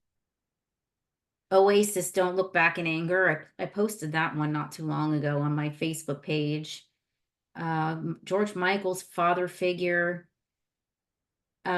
She's covered so many great songs, and when she Hmm. released her Little Earthquakes album in 91, there was an EP that went along with that called the Crucify EP, because one of the opening track on Little Earthquakes is Crucify, and the EP had covers on it of Nirvana's Smells Like Teen Spirit, Oh, wow. um, Led Zeppelin's Thank You, and the Rolling Stones' Angie. What I need to hear that. This is very valuable information that Yeah, you I'm have to hearing here. listen to those covers, and because Angie will take your breath away. And Mm. she released Smells Like Teen Spirit right when Nevermind came out too. Wow. Because this was 1991. Right. This is when everything exploded grunge wise. So Yeah. and from what I read, that I guess Kurt Cobain gave it the thumbs up and was real happy, with her Hmm. version of it. So these are actual in studio covers that she did. But when Yeah. she's live and tours, she'll have a tour where she just pulls these covers like out of nowhere. her Mhm. operate her operator by Jim Croce cover. Oh my, like that one sends you into like the tears just well up. It She's really does. incredibly powerful. That's Yeah, what I get from her. She has the gravity and depth of like a Shakespearean actor, or those kind of proportions. That's certainly what I have heard of her music. yeah. That it certainly always stops you in your tracks, and you have to pay attention to it. Right. Um, Well, and my one recent unscripted, I she covered Bruce Springsteen's "I'm on Fire." right. Yes. And that was from VH1 had their own version of MTV Unplugged. It was called Crossroads, and that was from 1996 when she did that. So that's a recording from that. She can take a song and make it her, like she can cover a song and make it her own with the way that she covers and the lyrics, and she doesn't do it verbatim like the actual song. Hmm. Like she really just, can take that and make it her own. So yeah, she's a master. But look some of those covers up because you'll be blown away by some of them. I will. Thank you ever so much for the recommendation. I can tell even before listening to them that they're going to be absolutely fabulous. Yeah, it'll Um, bring a tear to your eye. You'll definitely make you feel something. yeah. Well, that's I think it's one of the things that I love so much about music is the powerful emotional connection that we make with it. And I mean, when music can make you literally, like, it can make you laugh, it can make you cry, it can make you blush. It's so powerful. And I know that we're all in really great hands when you're leading us through your programs and how you curate the artists. um, I'm glad that you mentioned that about the covers, because that is certainly something that I always look forward to, and I'm always constantly surprised with your programming, with these, like, to me, obscure covers. Like, I would never think in a million years, like, if someone said to me, "Do you think that Tori Amos ever recorded Jim Croce?" And well, I don't really see, they don't seem like complimentary bedfellows, but as soon as you mention it, though, I can imagine it and hear it in my head, how incredible that and unexpected and wonderful that would be. So I think how we'll leave this is whatever you would like to do. Like, would you like to do a written thing for the website first, or do you want to continue with the interviews? We can whatever's easier. I mean, whatever time allots for you, and it Okay. doesn't, I'd contribute to both. I mean, I think your website is fabulous. I did a deep dig of it. I looked back at stuff that you had, and I like how you focus on some albums, and you focus on albums that people aren't even thinking about, which is great, you know. Well, thank you. I really truly appreciate that. I like I, the I Woodstock story from your friend. I'm waiting for part two for that. Yeah, he has emailed me the second part. I haven't had a chance to read it yet, but yeah, I'm thoroughly looking forward to that too, because there's been so much negativity surrounding that festival, and Right. just the narrative that it has in the media now is something very unpleasant and very negative. Yes. And I just literally, I had posted something online about it, and then a school friend of mine happened to mention, "Oh, well, I was there," and I was like, "Oh, this is incredible. Could you write something for it?" And he said, "Well, I don't have the time, but I went with a friend, and you can contact him, and maybe he will." So that's how I first got in contact with him, and yeah, he was happy to do it. So yeah, it's going to be a four-parter. It's yeah. So the Oh, second that's part, fun. Yeah, yeah, because he said it's a huge story. Like, I see it as like a serialized four-part CD, and I'm like, or story rather. that's great. Because I Yeah. know they made two documentaries about Woodstock 99. Hmm. There was one on Netflix and there was one on HBO Max, and it was just focusing on all the negative stuff that happened there. Yeah, it's the picture that's painted. Well, it's interesting because, like, what I had heard, even at the time, because I was working at a record store in Toronto when it happened, and I was actually thinking about going because a bunch of people were going from Toronto because wasn't that far to travel from Toronto down to where the show was in upstate New York, and so a lot of people went, and then as soon as it was over, all that everyone said was, well, Limp Bizkit started a riot, and the fans burnt the place to the ground, and that was like the story that I had heard.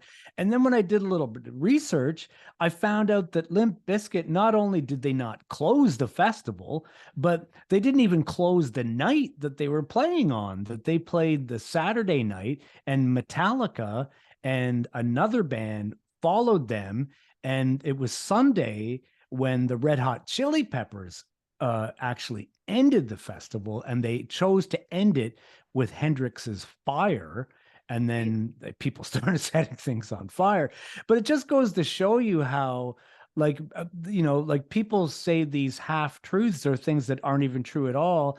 And then that becomes the narrative. And so that's the story. It's, oh, well, Limp Bizkit, it was terrible. They incited a riot and it was terrible, which they did. I mean, obviously they did, but it's not the whole story. So I really wanted to hear from someone who was actually there. Not that I'm disputing any of the certainly there were unpleasant things that went on, but yeah, so if you would like to write something for the website, I would really love to receive that. You can email it to us whenever you're ready. Yeah. And if you ever want to do a serialized thing too, like if you're telling a big story and you want to take like four parts, like we can do that. Um, and if you get any ideas I love the top tens because I'm terrible with lists. So if you ever want to, like, any of the top tens, like, the artists that you love, and like, just trust your instincts because you always surprise me when I listen to your stuff. You always pull things out of your hat that I'm like, wow, I'd either forgotten about that, or wow, I've never heard that. Or, well, even when you played Aldous Harding, and I had completely forgotten about her. I had bought her like the album before the one that you played, and you played that killer song. And I was like, I don't know this song. And it went to iTunes, listened to the song, and then listen to everything else on the album. Now it's like one of my favorite albums, that her last one. And Yeah. Spotify. I discovered her on Spotify. nice. So I Yep. wonder, was she an artist that was suggested to you by Spotify because you Yeah. like Tori Amos? Probably. I mean, Spotify does those weekly like surprise lists for you, I guess. And I haven't listened to them in a long time, but Yeah. she popped up on there. Honestly, since I haven't been running since my half, I've been more like, if you could see my Peloton bike is in the back there. Oh, It's I'm right. bike, or I'm lifting my weights here, and so Hmm. I listen to a lot of podcasts on Spotify. um the kind of job I have, I'm in my car a lot, I travel a lot, but then I also have days at home. So I've been doing a lot of more podcast listening than music listening here lately. Sure. Yeah. But yeah, occasionally listen to like the Spotify, like they have like an AI DJ on there now for you too, Oh, where wow. I had no yeah, idea. my AI DJ sounds like a generic Wolfman Jack kind of. It's actually a speaking voice, like a It is. person. I guess So it's a robot. it's Yeah, a robot is I speaking to guess. you. Yeah. Wow. I Yeah. had no idea.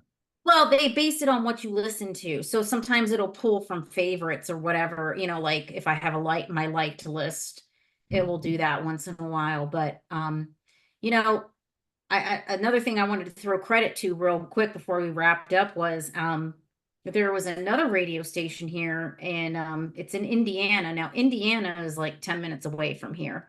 If you go to Okay. downtown Louisville, you cross the bridge, you're in Indiana. Right. And there's a little town there called New Albany, and they have a high school there, and they have a radio station at this high school, and they let the high school kids come in and man the radio station. So Well, years what are the ago, yeah. yeah, years ago, I discovered the radio station because I always had jobs where I was out on the road a lot, and I discovered it's called 88.1 WNAS. I think you can stream them online, but they would play stuff that, like, it's very similar to my playlist. Like, they play Elvis, and then they would play maybe Duran Duran after that. And Yeah. I would listen to them throughout the year. And I haven't listened to them in a real long time, but I will tell you, I reached out to the radio station probably about 6, 7, 8 years ago and said, hey, how can I come there and just be a DJ for you all? I'm like, you wouldn't even have to pay me. Yeah. And they responded back and they said, well, do you have a student that comes here?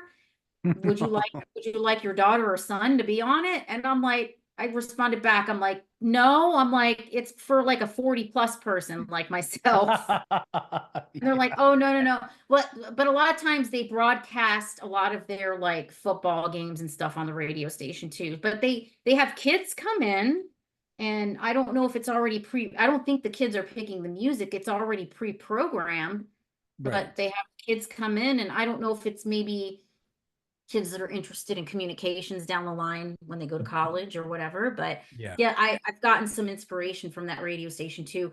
So with my playlist, and even if it's a themed show, I think the most fun part of listening to my shows, and you hit the nail right on the head, and I want others to feel this way too, is you never know what I'm going to play next, what I'm going to pull out of my hat. And that transition and from Hmm. that last song into the next song, it's like it doesn't, to a normal person, it may not make sense, but to us music people, it makes sense. Positively.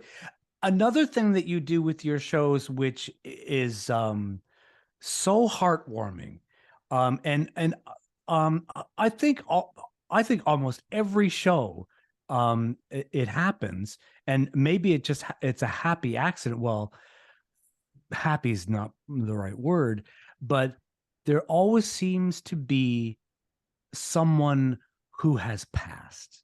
Yeah. Too many people And are dying. That's the problem. well, yeah, it's so true.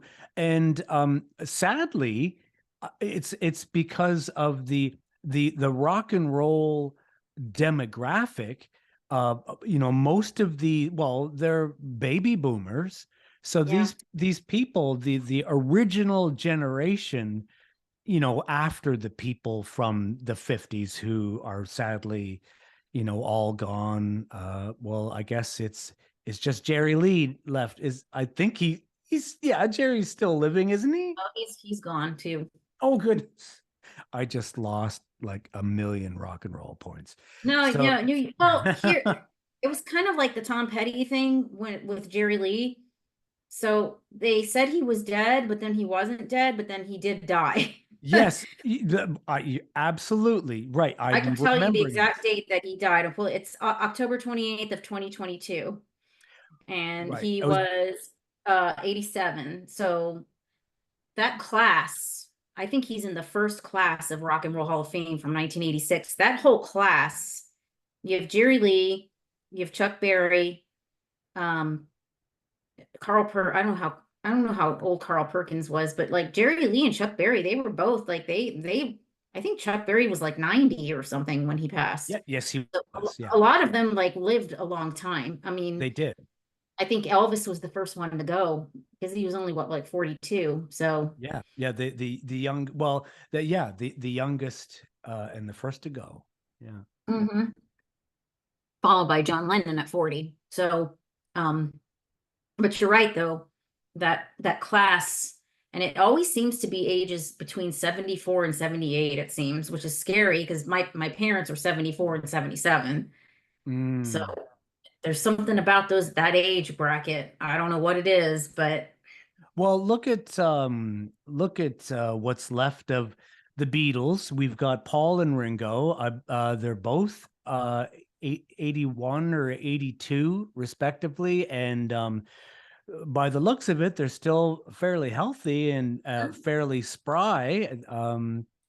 But realistically, I mean, I don't know how much longer these folks can go on. Mick and Keith, to say they're all in their 80s. yeah. Bill Wyman, I think, is 90. I mean, I know he hasn't been with the band in a number of years, but I think he's going to turn, a Rolling Stone is going to turn 90 next year. But you know what? That's why someone like yourself is so important, because you help contextualize all of these people, and you do it seamlessly within an hour or so of programming, and you tie it all together. And especially like when someone has passed, like I had forgotten that Carl Wallinger had passed, and then I'm listening to your show and you're playing World Party, and it tugs at my heartstrings. And you played the Raspberries, and and it was just so wonderful here, power pop from the Raspberries. And Eric Carmen's passed, and I love how you take the time to mark these passings. It's very important, because I mean, there's it's we're lucky that we have you doing that, because I mean, most people wouldn't know. I mean, they see it on their social media that, oh, so and so, and but you know, they made, the guy who did All by Myself, well, he died. Like it's news slash entertainment. Like it just kind of fills the news cycle, but it means something to you. And it means something to us, and you're the conduit for that. What you do is so important, and it's I I really do hope that you continue doing it for as long as we could possibly see into the future. We're looking forward to working closely with you here on the show and the website. And well, above all, we're really looking forward to this exciting new episode you have on the Rock and Roll Hall of Fame. I have never been. It's a bit of a dream trip. I'm definitely planning on going sometime. I'm sure they have, like any hall or museum, they have an ever evolving display of items. Uh, Years ago, someone had actually told me, now I don't know if they still have it, but someone had told me that they actually had the blood-stained glasses of John Lennon at the Rock and Roll Hall of Fame at one time. I don't know if they still do, but apparently you looked deeply into this thing that was kind of like not it was like the eyepiece was like looking into binoculars, and then you looked, and I believe they were upside down, like how they are on the cover of the Yoko album that she put out shortly afterwards. I'm But looking that up right now for you because I think I saw glasses the first time. I went twice. I went in 2016 and I went well last month. yeah, And I it's 20 in 2016 I did see glasses there, but I don't know if they were these glasses, but I'm looking that up right now. okay, I'm just looking to see if it's fact or fiction. sure. While you look that up, um I will tell you my one and only John Lennon story. Well, um I've I really got heavily into John Lennon when I was around 12. So it was about 1978. And John had disappeared like in Right. 75. And it was like it's not like how it is now. Like it was an eternity because everybody put albums out every year and they did tours every year. And where he had just disappeared, and we were all like, "Where's John?" And so when I was 13, a bunch of us foolishly thought that what we would do was we would hitchhike. We were going to hitchhike to New York, and we were going to find John Lennon.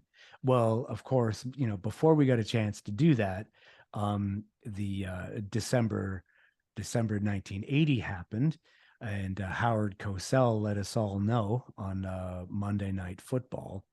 Um, and when they had first announced the news, all they announced was that he had been shot. And I remember being in my bed. I was 14, and I was in my bed in the dark, and I was literally praying. I was, "John, please, John, you got to come through this. You can make it. You can make it through." And it was it seemed like an eternity. I think it was about an hour and a half later that they had announced that he in fact was gone. And it was such a crazy time. I mean, they shut down the Dakota for, it was about a week or so. Like if you can imagine shutting down like Central Park West for a week. But anyway, so I never got to meet John Lennon, but a number of years later, I had the pleasure of meeting Julian when he was doing a meet and greet for his album Smile. It was in Toronto, and I was working at a record store in Toronto, and the buyer for the record store, well, the import buyer had imported the album from England. It wasn't available domestically, and he loved it so much that he turned the buyer for the record store chain onto the album. They all loved it so much that they started like putting the feelers out and talking to all the different reps. And so eventually, because of their enthusiasm for this album, the one of the music companies did eventually release the album domestically here in Canada. So we were given the treat of being able to see Julian play a few songs and do the meet and greet. So I got to shake his hand, and it meant so much to me. He was a lovely person to meet, very gracious, very grounded, very feet in the ground. He'd had a number of technical difficulties, but he handled it so beautifully and so professionally. And I commented on when I met him. I just said, that was such a lovely performance," and he rolled his eyes and was like, "Yeah, really." But I meant it. But what I meant, and I don't think I really went on to explain why I thought it was so lovely, but it was such a treat to see him, like the grace under pressure, and he did pull it off. He saw through the technical difficulties. It was with a dysfunctional DAT player, which gives you digital audio tape. It was a string section that was supposed to be playing with him and two guitar players. But anyway, I got to shake his hand, and so here I am shaking hands. I'm making like a DNA connection with John Lennon through his son, and that was enough for me. I was lucky enough to be about, I would say, 20 feet from Paul McCartney when he played a show in Halifax.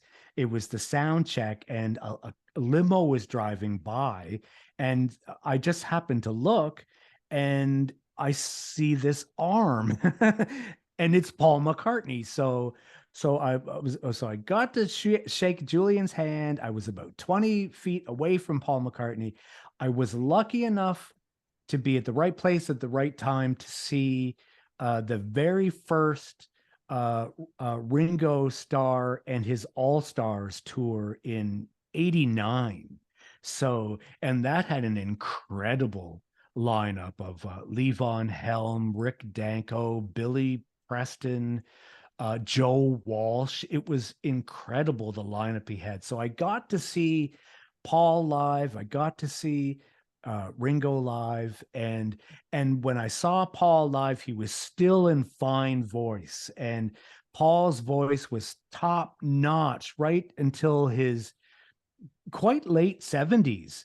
Um, there's not a heck of a lot left now. I know he's still out there playing gigs and he's still touring the world, and love him for it. It's such a treat for the fans and for the new generation of kids who get a chance to see him. But so I'm very grateful for that. Um, missed out on George, but I guess Olivia, when all was said and done, he was released into the Ganges. So I might just have to go to the Ganges someday and put my toe in the Ganges, and that way I can say, well, in a way, I can say I'm at one with George Harrison. But yeah, I've kind of went on a bit. This is your interview, and I just kind Oh, of that's went. okay. No, Sorry. it said the bloodied glasses are now in the New York Rock and Roll Hall of Fame. I didn't know there was a New York Rock and Roll Hall of Fame. That's so shocking to me. Like when someone told me that they saw it, and uh, well, I have to assume that Yoko Ono donated that to them. It must have been something that was important to her that she because I don't think I would want to see them. I went to the Dakota when I went to New York, and I stood on approximately the spot where his life, well, where he was shot. And it's incredibly moving. And when you stop, because I couldn't leave. I was just standing there on the sidewalk, and the door person's there, and they know what you're doing because they see dozens and dozens of people probably do it every day. But it really is some hallowed ground. There was just one other quick little story before we go. For some reason, when I was researching my trip to New York, because I wanted to hit as much as I could. So I hit like Brill Building. Hmm. Um, I got down to the Bowery, so got to CBGB's, bought a couple of records there. Um, got to Music Plant, where I mean, well, John did a lot of recording there, ton of great albums recorded there. Studio 54, um,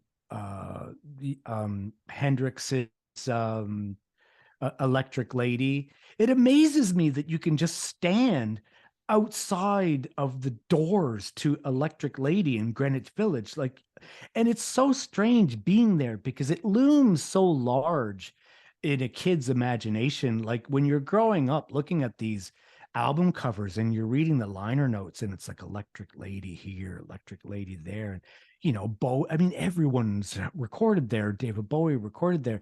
And it's such a rinky dink little place. Like it's so unassuming. Like Right. a stretch limousine would look so out of place pulling up to the doors of Electric Lady. It was like it was a club that Hendrix bought, this basement club. But yeah, people are like coming and going because they're recording albums there. And it would be so easy. Like it was so tempting to, like, when they opened the door, to just kind of scooch in, I didn't dare. But anyway, when I was researching all these places to go, um, I found out, I cannot remember the name of it, but there is a cemetery that is just north of New York. And it's quite fascinating of the different famous people who are interred there. Unfortunately, when we got there, it was literally about 20 minutes to closing time. They close it up at 4, and we got kicked out. So all I could ask was, "Where's Malcolm?" So he showed us where Malcolm X was. So we went to Malcolm, and we paid our respect. But Thelonious Monk is there. Julie Garland used to be there. Ed Sullivan is there. One of the kids, the tragic kid at Kent State, is interned there. Many people are. But what I didn't know is that this is actually where John Lennon was cremated, and Mm. so it was very odd driving there because I just had this overwhelming sense that I'm driving in the same drive that probably Yoko and Sean and the family would have driven to this place to pay their final respects to John.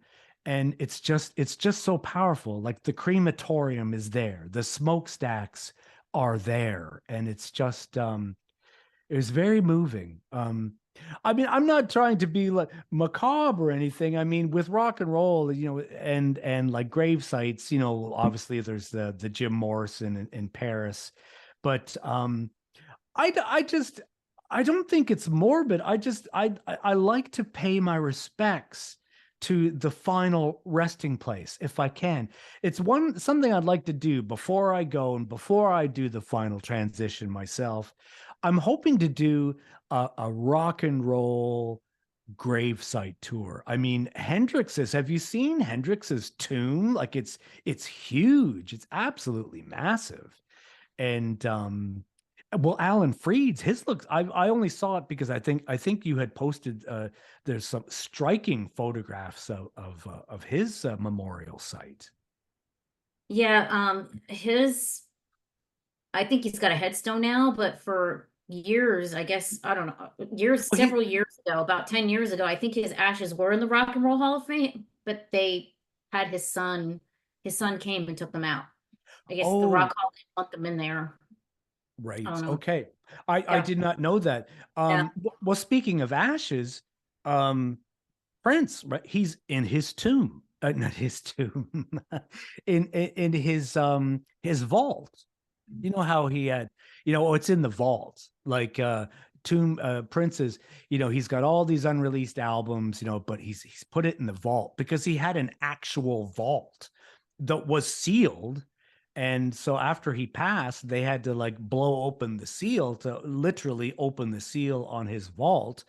But apparently, Prince was on display at Paisley Park because it's kind of the new Graceland now. Like it's kind Yeah. of, and but I was reading that they have moved him and that he is like he's in the urn, but yeah, he's in his vault. I just find that so odd. And you know what? I am curious. Uh, I wonder where John is because I know that Olivia, that's what George wanted. He just because he felt so akin to the culture of India, he wanted to have that going away of having his remains in the Ganges, and and I wonder what McCartney's going to do. He's going to have a tomb, I would imagine. So many people, that's what they do. They get cremated. I guess Robin Williams cremated. Like so many people. I guess it's just not as important to them as it was in the past of having these great tombs to the people who have gone in the past. But something I'm going on and on and on here. I'll wrap this up really quickly. Something that has always fascinated me is the fact that the two things that Mozart and Robert Johnson have in common is that they were both buried in unmarked graves. No one knows where they are. I did not know that. Hmm. Yeah, because Mozart died completely impoverished. He didn't he there was no money to bury him. So all that they could afford was they would just be mass graves that would be like open.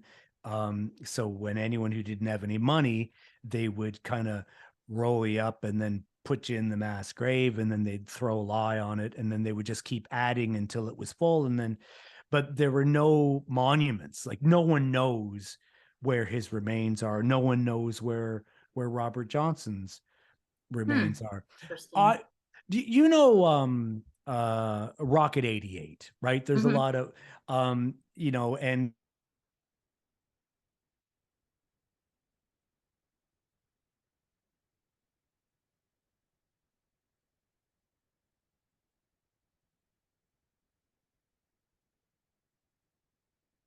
the very first time that rock and roll distortion was ever used was on that song. Now, whether you want to say that was the first rock and roll song or not, but now his name is escaping me now. I have it written down somewhere, but I would like to go and pay my respects to that man's final resting place. The man who created the very first distortion on a guitar. I believe it was 1949 in Memphis at Sun Studios. Have you Yeah, been? You I've been have the been to son. Sun? Yeah, So 2013. Yep. do you feel the ghosts when you're there in that room where this Yeah, was? this was back in 2013. I was just so stoked and excited to be there that I wasn't where I guess my spidey senses weren't up at that time, but Yeah. I was just so thrilled to be there. I really enjoyed that. It was great. Um, I'd go back there and do it again. Graceland, yeah, Graceland's fun, but I probably wouldn't do Graceland again. It's like Disney World, kind of, you Sure. know. Yeah. But I would go back. Stax Studios is an amazing place to visit. And if you haven't seen the documentary yet on HBO about that place, you absolutely have to. Yes, they have done such an incredible job. I've seen the photographs, and it is truly something to behold. And Yeah, I'm so glad that someone thought to do that, because it's such an important place.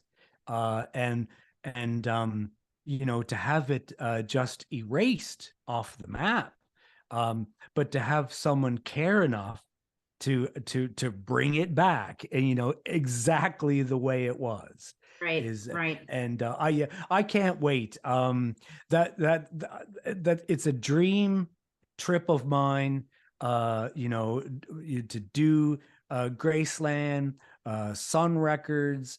Want to go to a Norman Petty studio where the Buddy Holly records were made. The studio where all of the high records with the Al Green period, that's still there. And the Muscle Shoals, the Yeah, two spots down there. Yeah, I can't wait. I'm so glad that all these places are still there. They're mythic places that you can still visit. And it's amazing to me that when I went to New York, and how like I would be soaking up all the vibe, and then New Yorkers would be walking by like, what's so like it's special? nothing. I know. Yeah, like Yeah, what's they would kind of look like, what's he looking at? And it's like, I'm looking at the doorway to Electric Lady. Like that's what I'm looking at.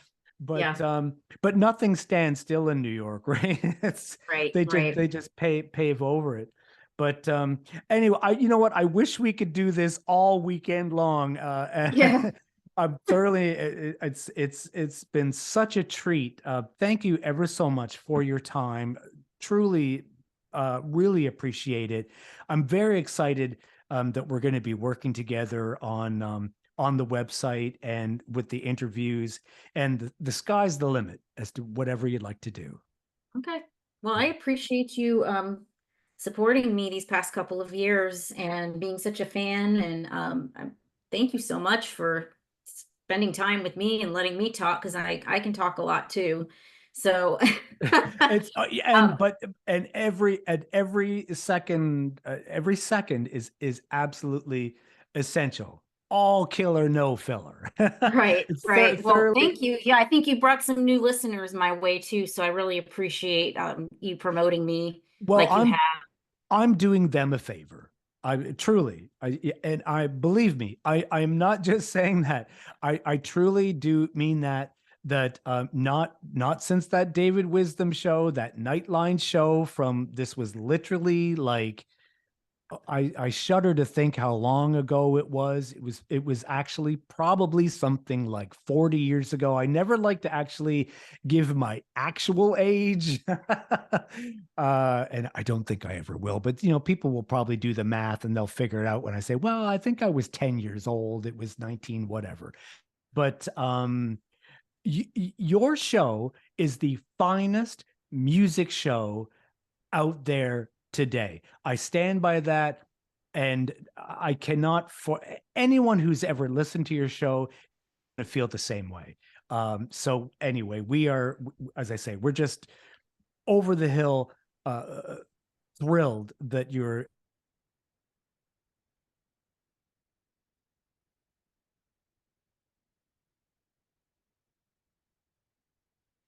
Mm-mm.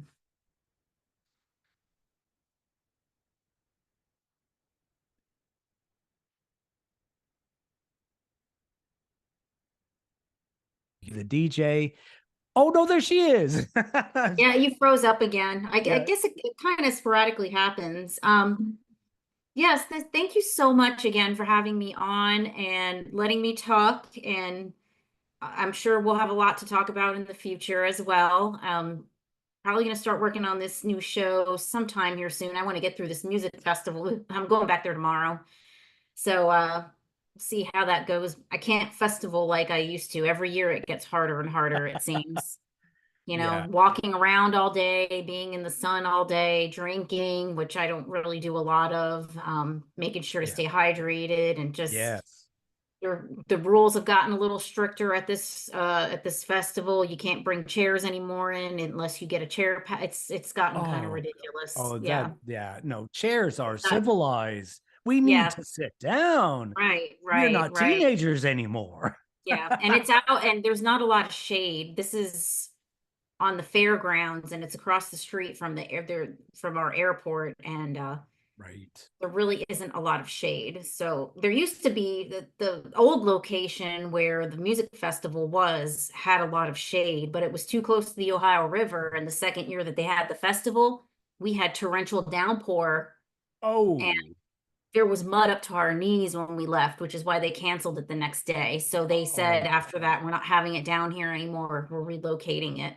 right, So it's right. a nice big area. There's a lot to do. It's just Yeah, the problem is there's not a lot of shade. yeah. So And it sounds like shade would be essential, it especially is. in the They heat. they have big tents set up for people to sit under, and like I said, a lot of the distilleries are there. I know Jack Daniels, they have two huge tents people sit under, and they have a bar inside, and they actually have TVs on in there too, so people can watch like football. They have Right. the TV on. Sure. Yeah. But yeah, it's a good time. I'll take some video tomorrow. I'll make sure to post, and I'm gonna take all of my some of my videos, some of the highlights. I'll put it on my MistyK, the DJ page, as Great. well for Good stuff. everybody to see. But yes, thank you for spending time with me and letting me talk. And I thank your listeners that have come over to my side and have been listening to me, whoever they are. I can see the numbers go. I check my numbers almost every day on Mixcloud, and I can see the listens, and I think Excellent. they're increasing because of you. So thank you for that. Well, you were very welcome. It's the least we can do. And as I say, we are thrilled at the prospects of the next show, the Rock and Roll Hall of Fame show. So until then, we still have a good stockpile of shows to listen to of yours, MistyK the DJ, on Mixcloud. So everyone go down to Mixcloud to check out. There's 4 years of shows there, a lot of listening, and I know you're going to love it. And when you love it, why don't you tell her that you love it? Tell her why you Yeah, love it. please tell me you love it. Don't Absolutely, mind. absolutely. Yeah, and tell your friends and spread the word Yes. because we don't want to lose MistyK the DJ because she's the finest thing out there. Thank you, MistyK. You have a good evening. Enjoy the rest of the festival, and we will Yes. be speaking to you soon. All right. Thank you so much. Bye-bye. Thank you. Bye.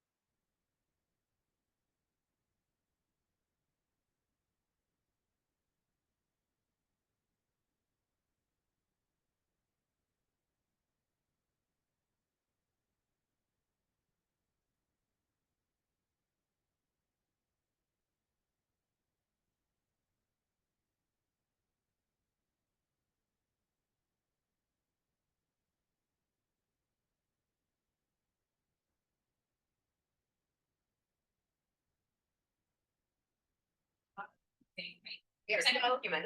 We're still here. So, you hit it?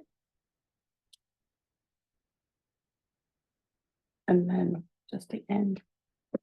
And how do I save it? End meeting for